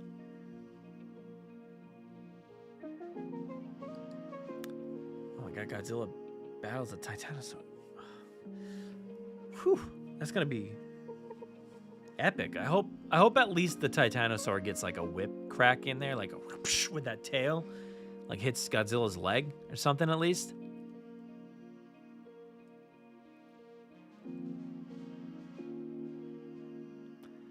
Hopefully, Flow official says, hopefully we'll see lots of deaths and blood, nothing for kids. Let's have it true Jurassic vibe like the first 3. Hey, what you just described was absolutely not like the first 3 movies at all. Not at all. Like, lots of death and blood. Yes, there was deaths. But like, there was not a lot of blood, and you said nothing for kids. It was all those movies were for kids. Everything was for kids. The only thing that wasn't was the books. Books, not necessarily for kids. Movies, 100% made for kids. You know why? Look at these toys. These toys from 1993. It was made for kids. Everything, the whole thing was made for kids. Yeah.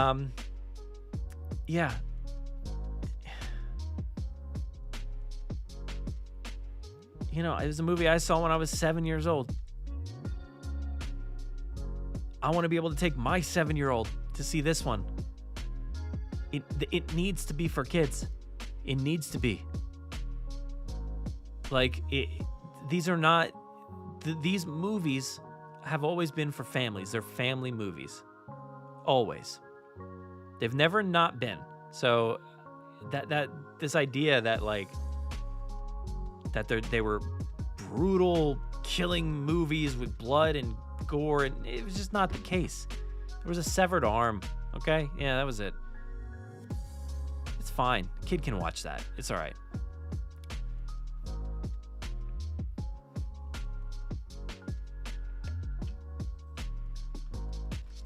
We got one.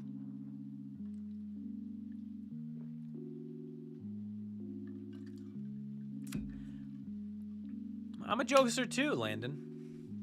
No, you know, I don't know. Upgrade to Utah Raptors? That would be pretty sick. That'd be awesome.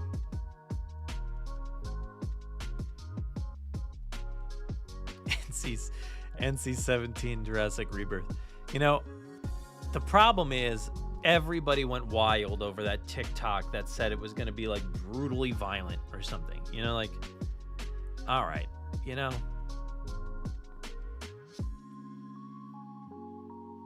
It's not. It's not gonna. It'll be violent and it'll have, you know, it'll have its moments, but like, it's not gonna be rated R and it's not gonna be brutally violent. So like, the only thing that would be is like, if they were to do that HBO series, if it was to ever go to HBO and be a mini series that retells the books, make it brutally violent, make it, you know, TVMA, give it blood and guts and gore. Please do it.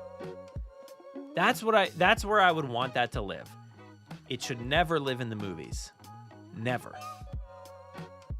They can never do that. So, yeah.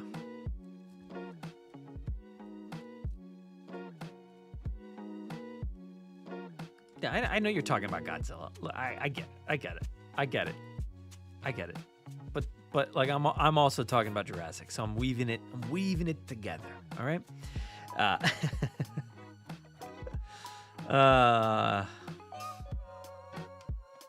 Yeah, like we need, like, unfortunately Jurassic has excelled too far, you know, and it's done too much that like we never get any other dinosaur movies, really, especially ones that work well.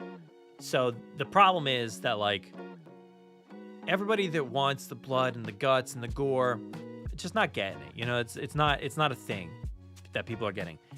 If there were like another franchise out there that was just a brutal thing, sure. But you know, it's just not the case. Ooh, Siaka's here. What's up, dude? I don't know if a JP novel adaptation would go over well because if it's fully accurate, it would absolutely lack any of that dinosaurs are majestic energy. Yeah, I get it. Like, yeah, absolutely.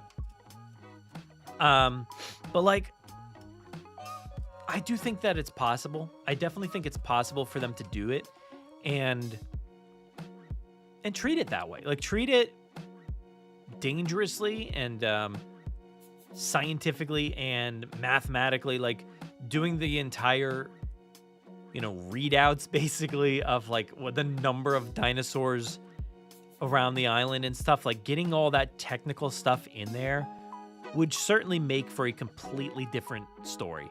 So I think it could be very systematic and, you know, not majestic, not like, wow, look at this place. You would have elements of that. But like the first thing you would do is you would make the kids annoying. Like you would actually make the kids lack like a real like redeeming quality. At least when you see them show up in Jurassic Park, you're like, kids, like you feel like a grandfather in that moment. You're like, look at these kids, they're having a great time. They're, you know, I think if you do make them annoying, like I think Lex is fairly annoying in the book. I remember I wrote a note about it recently that I had read about like Lex just doing something like whining all the time or something, whatever she had said. Done. What was it? And it actually, I think it was regarding, let me see if I can find it real quick. I think it was surrounding the river sequence. Oops, that's not what I wanted to do.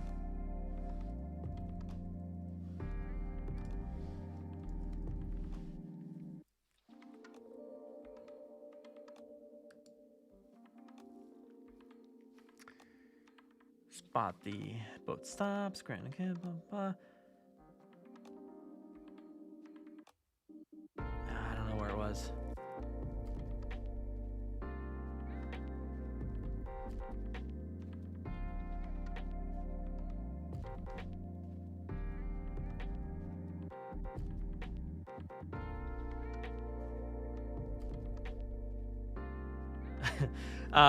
But yeah, I don't know what it was, but yeah, anyway, yeah, Eric confirms it there. Lex is annoying in the novel. Yeah, but there was something in particular I was trying to point out, but I forget what it was.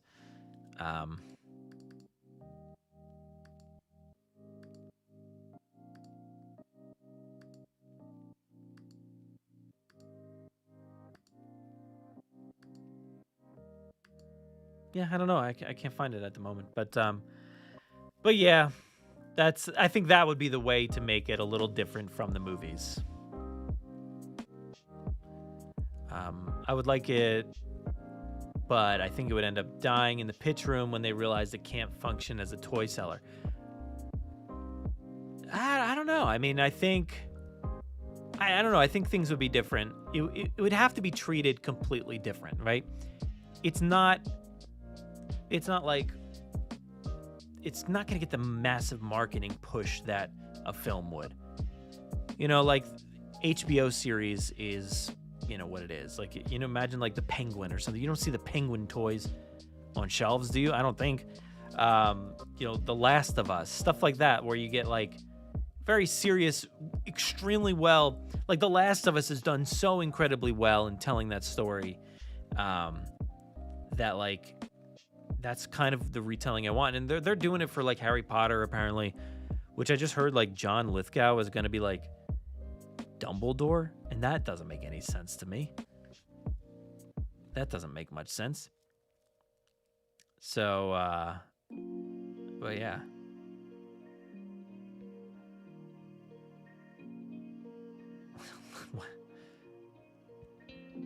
I just don't want this IP to alienate families. I just want that edge back to make the films feel dangerous again. Something for everyone. Kids are going to be more resilient to peril in fiction than something. Yeah, absolutely. Like, look, don't shy away from like showing your kids like live action and like you know, perilous situations and stuff like that. Like, there's nothing wrong with that.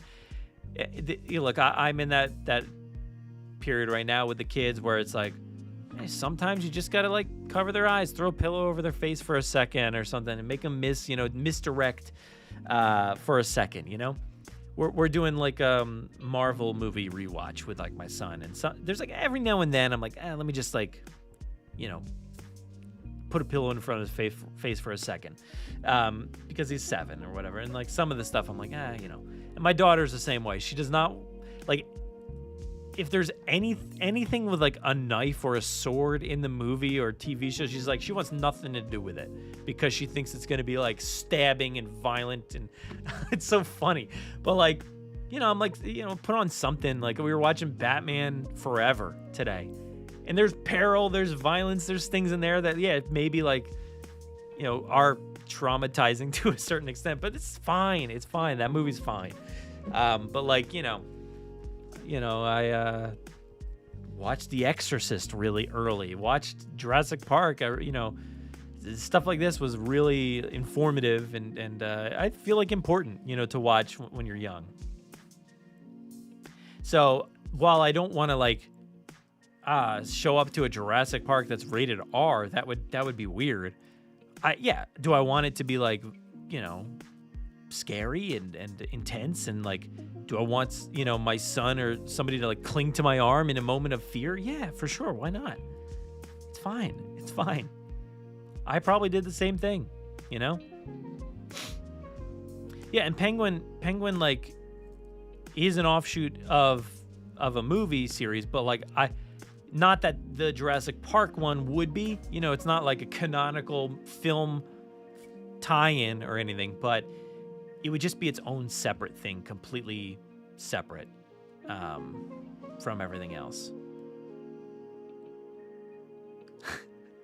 To be fair, the Sonic movies adapted something far darker than anything from the Jurassic movies. Yeah. It really did, didn't it? It did go dark. Honestly, like, I know nothing about Dogman. I know nothing about it. But, like, I just learned today that, like, apparently, it's like a police guy who, like, gets in an accident and has to have his head removed and put his dog's head on his body. And that's the premise for Dogman, this kid's movie, is that the dog's body didn't live and the man's head didn't live. So let's put the two together. That's a premise that, if that's a premise kids can get behind, they can watch this. You know, they can watch a semi-violent Jurassic movie. Yeah. I saw it in 1993. Gotta get up at 2 a.m. What? Go to sleep. What are you doing? What? Bye.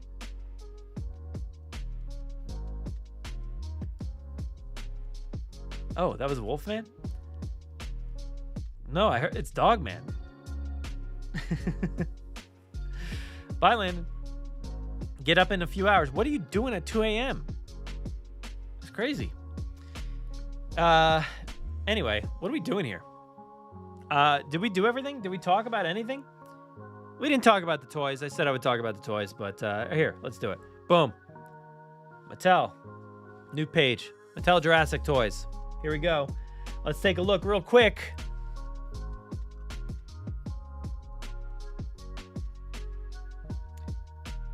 Okay, so the toy, I guess, says the Quetzalcoatlus. I don't remember if it said that or not in the email that I got. I forget.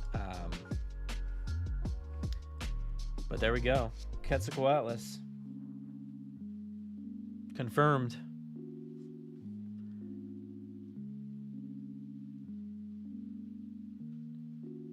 Yeah, it does say Quetzalcoatlus. So yeah, I had to check the email just to make sure. Tim, sorry, or Tom, whoever did this, Tim or Tom, one of the T's. We got the Bite and Blast, which, well, by the way, this thing, it's weird. It's kind of weird. It's kind of weird, but you know, it looks fun. It's weird, but it looks fun.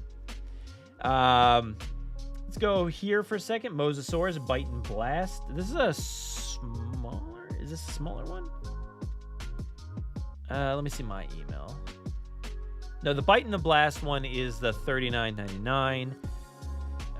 So it's 25.7 inches long. It's pretty big.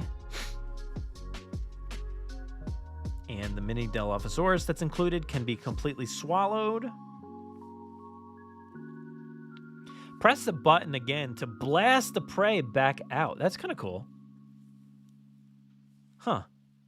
Blast the prey back out. Interesting. I'm reading this all from a email here.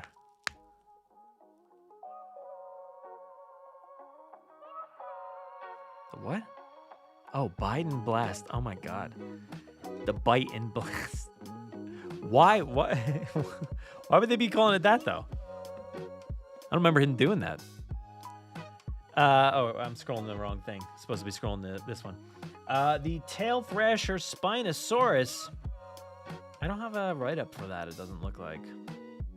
For some reason, they only did like a write-up on the Mosasaur. I guess because it was available for pre-sale. I guess so. But yeah, there's the Spinosaurus, which, seems to look similar to how it will look in the movies, I guess. Looks like it's got another short tail.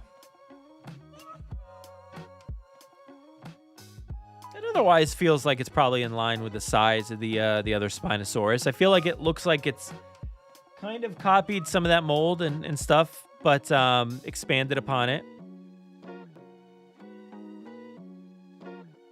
Yeah, I don't know. It feels similar-ish, but obviously the head and the back and the tail are different. But yeah, I don't love the Spinosaurus. Fine, it looks kind of cool, but like I wish it was just original design. The Power Devourer Tyrannosaurus Rex. Woo. I was looking at the first image. Actually, it doesn't seem to be here. Let's view the full. Well, there's only the one picture, but there's another picture of this one. Oh no, wait, maybe there's two different ones. Sorry. Yeah, there is a super colossal. Okay. This one's which, you know, the colors don't seem to replicate the trailer too much. You know, let's go to the trailer real quick.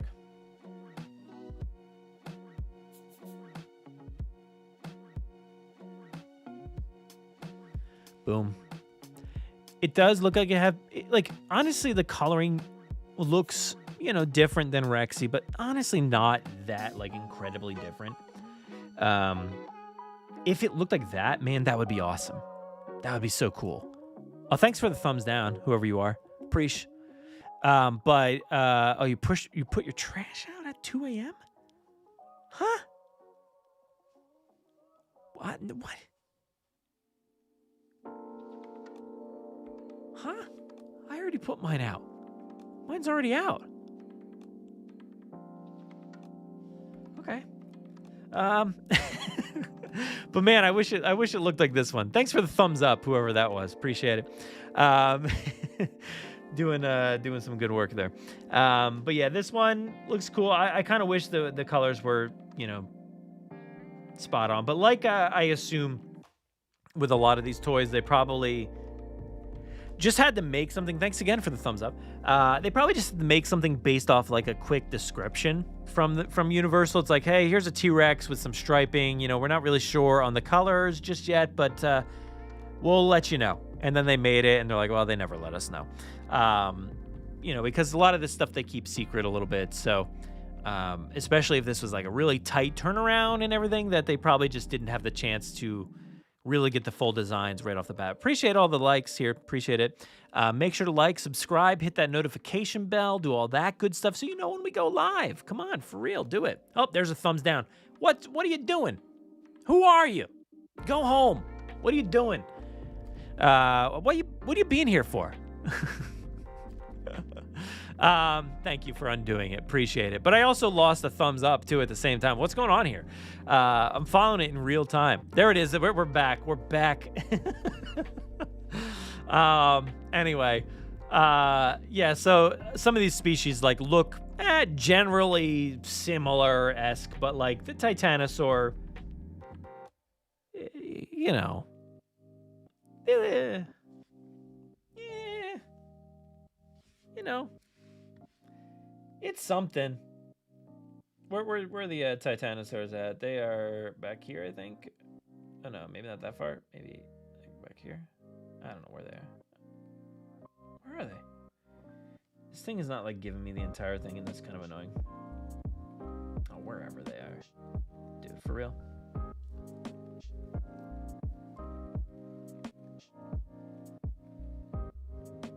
Dude, I don't know where they are. You know what they look like, right?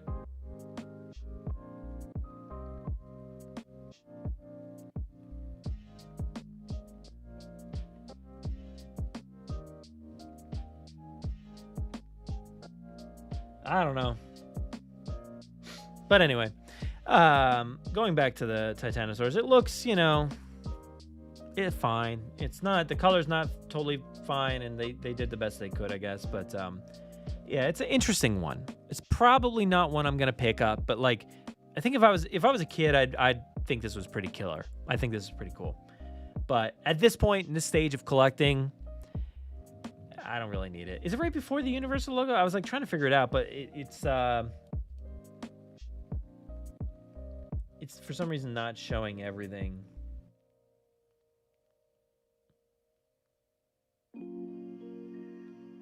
Oh, yeah, I guess I just didn't go back far enough. Okay. There we go. So, yeah, I mean, you can see that they got the orange. They got the, face looks a little bit lighter. It's got some striping on there. But, it's like a loose translation. It doesn't really look like that. But yeah,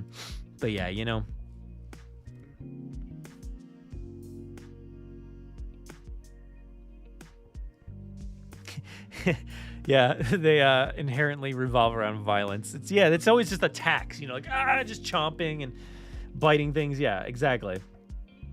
Let's see here. Oh, what's this stuff? The reimagined. Oh, that guy looks pretty sick. I do like that. That take off the Hasbro Indominus Rex. Got anything else in here? Super Colossal. Yeah. Super Colossal Mosasaur, which I can't even imagine. Like, how big is that thing gonna be? No idea. Like, that's crazy. But this one looks cool. The T-Rex looks cool. Again, nothing really like what it seems like the movie one looks like, but whatever. The Mosasaur looks pretty spot on, like pretty close, but from the toy, at least, from this toy, it feels mostly like the original Mosasaur, but like with some changes here and there. And then this Matchbox toy boat. Said it 3 times. Look at that. It's fine. Whatever. It's fun. And then there's some Lego as well. I don't know if they have them on here, but doesn't seem like it. Yeah, the color schemes are iffy. I think they're like, what renders do we have ready to give you guys? What can we hand over? Here's the design like of the Spinosaur. Here's the design of the T-Rex and the cat. Maybe not the cats. But here's how they generally look. But like, we're not settled on the color, which is why we got like the red Rex. It's like, that's not what the Rex looks like in Jurassic Park. That's what it looks like in the book, I guess, but like not like, it didn't look like that in the movie. So like, why would they make that? Oh, it's because they didn't really know what else to make it like. So that's what it ended up like. But look at this. Wrong side. Look at this T-Rex. Like, based off of that color scheme, it almost looks like the one in the movie, like in Rebirth. But yeah, those are some of the toys. There are some Lego sets and stuff, and generally look, around about the same. You got no Super Colossals in your collection, but maybe going to get one sometime soon, thanks to a TikTok girl, JP fan, who has hers. She likes Indominus being her favorite. Yeah, the Indominus one is awesome. It's really good. I've got that one. I've got the T-Rex. I think that's all. I think I only opted for those 2. They are great. They are really, really good.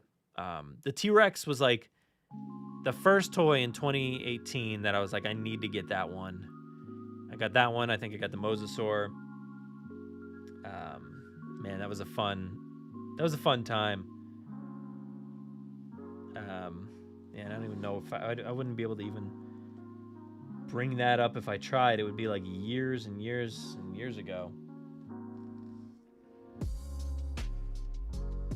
I don't know if this is like searching now. It's searching like all of YouTube, it looks like. It's just me. Oh, you're not even seeing it, but here we go. I'm just looking on let's see if I can search.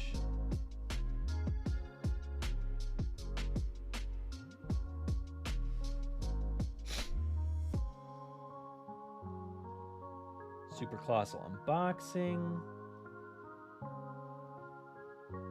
Yeah, I guess it was this one. Oh, look, check it out. It's me. Wait, why am I not on there? There we go. It's me. Spoilers for the toy hunt, but like, there it is. Just check it out. Oh, so good. I love that one. That was such a fun toy hunt. This one has 468,000 views. There's the mosasaur. My son. When he was a baby, now he's 7 years old. Fun times 6 years ago. But yeah, Super Colossal. Highly suggest picking up a Super Colossal at some point. But yeah.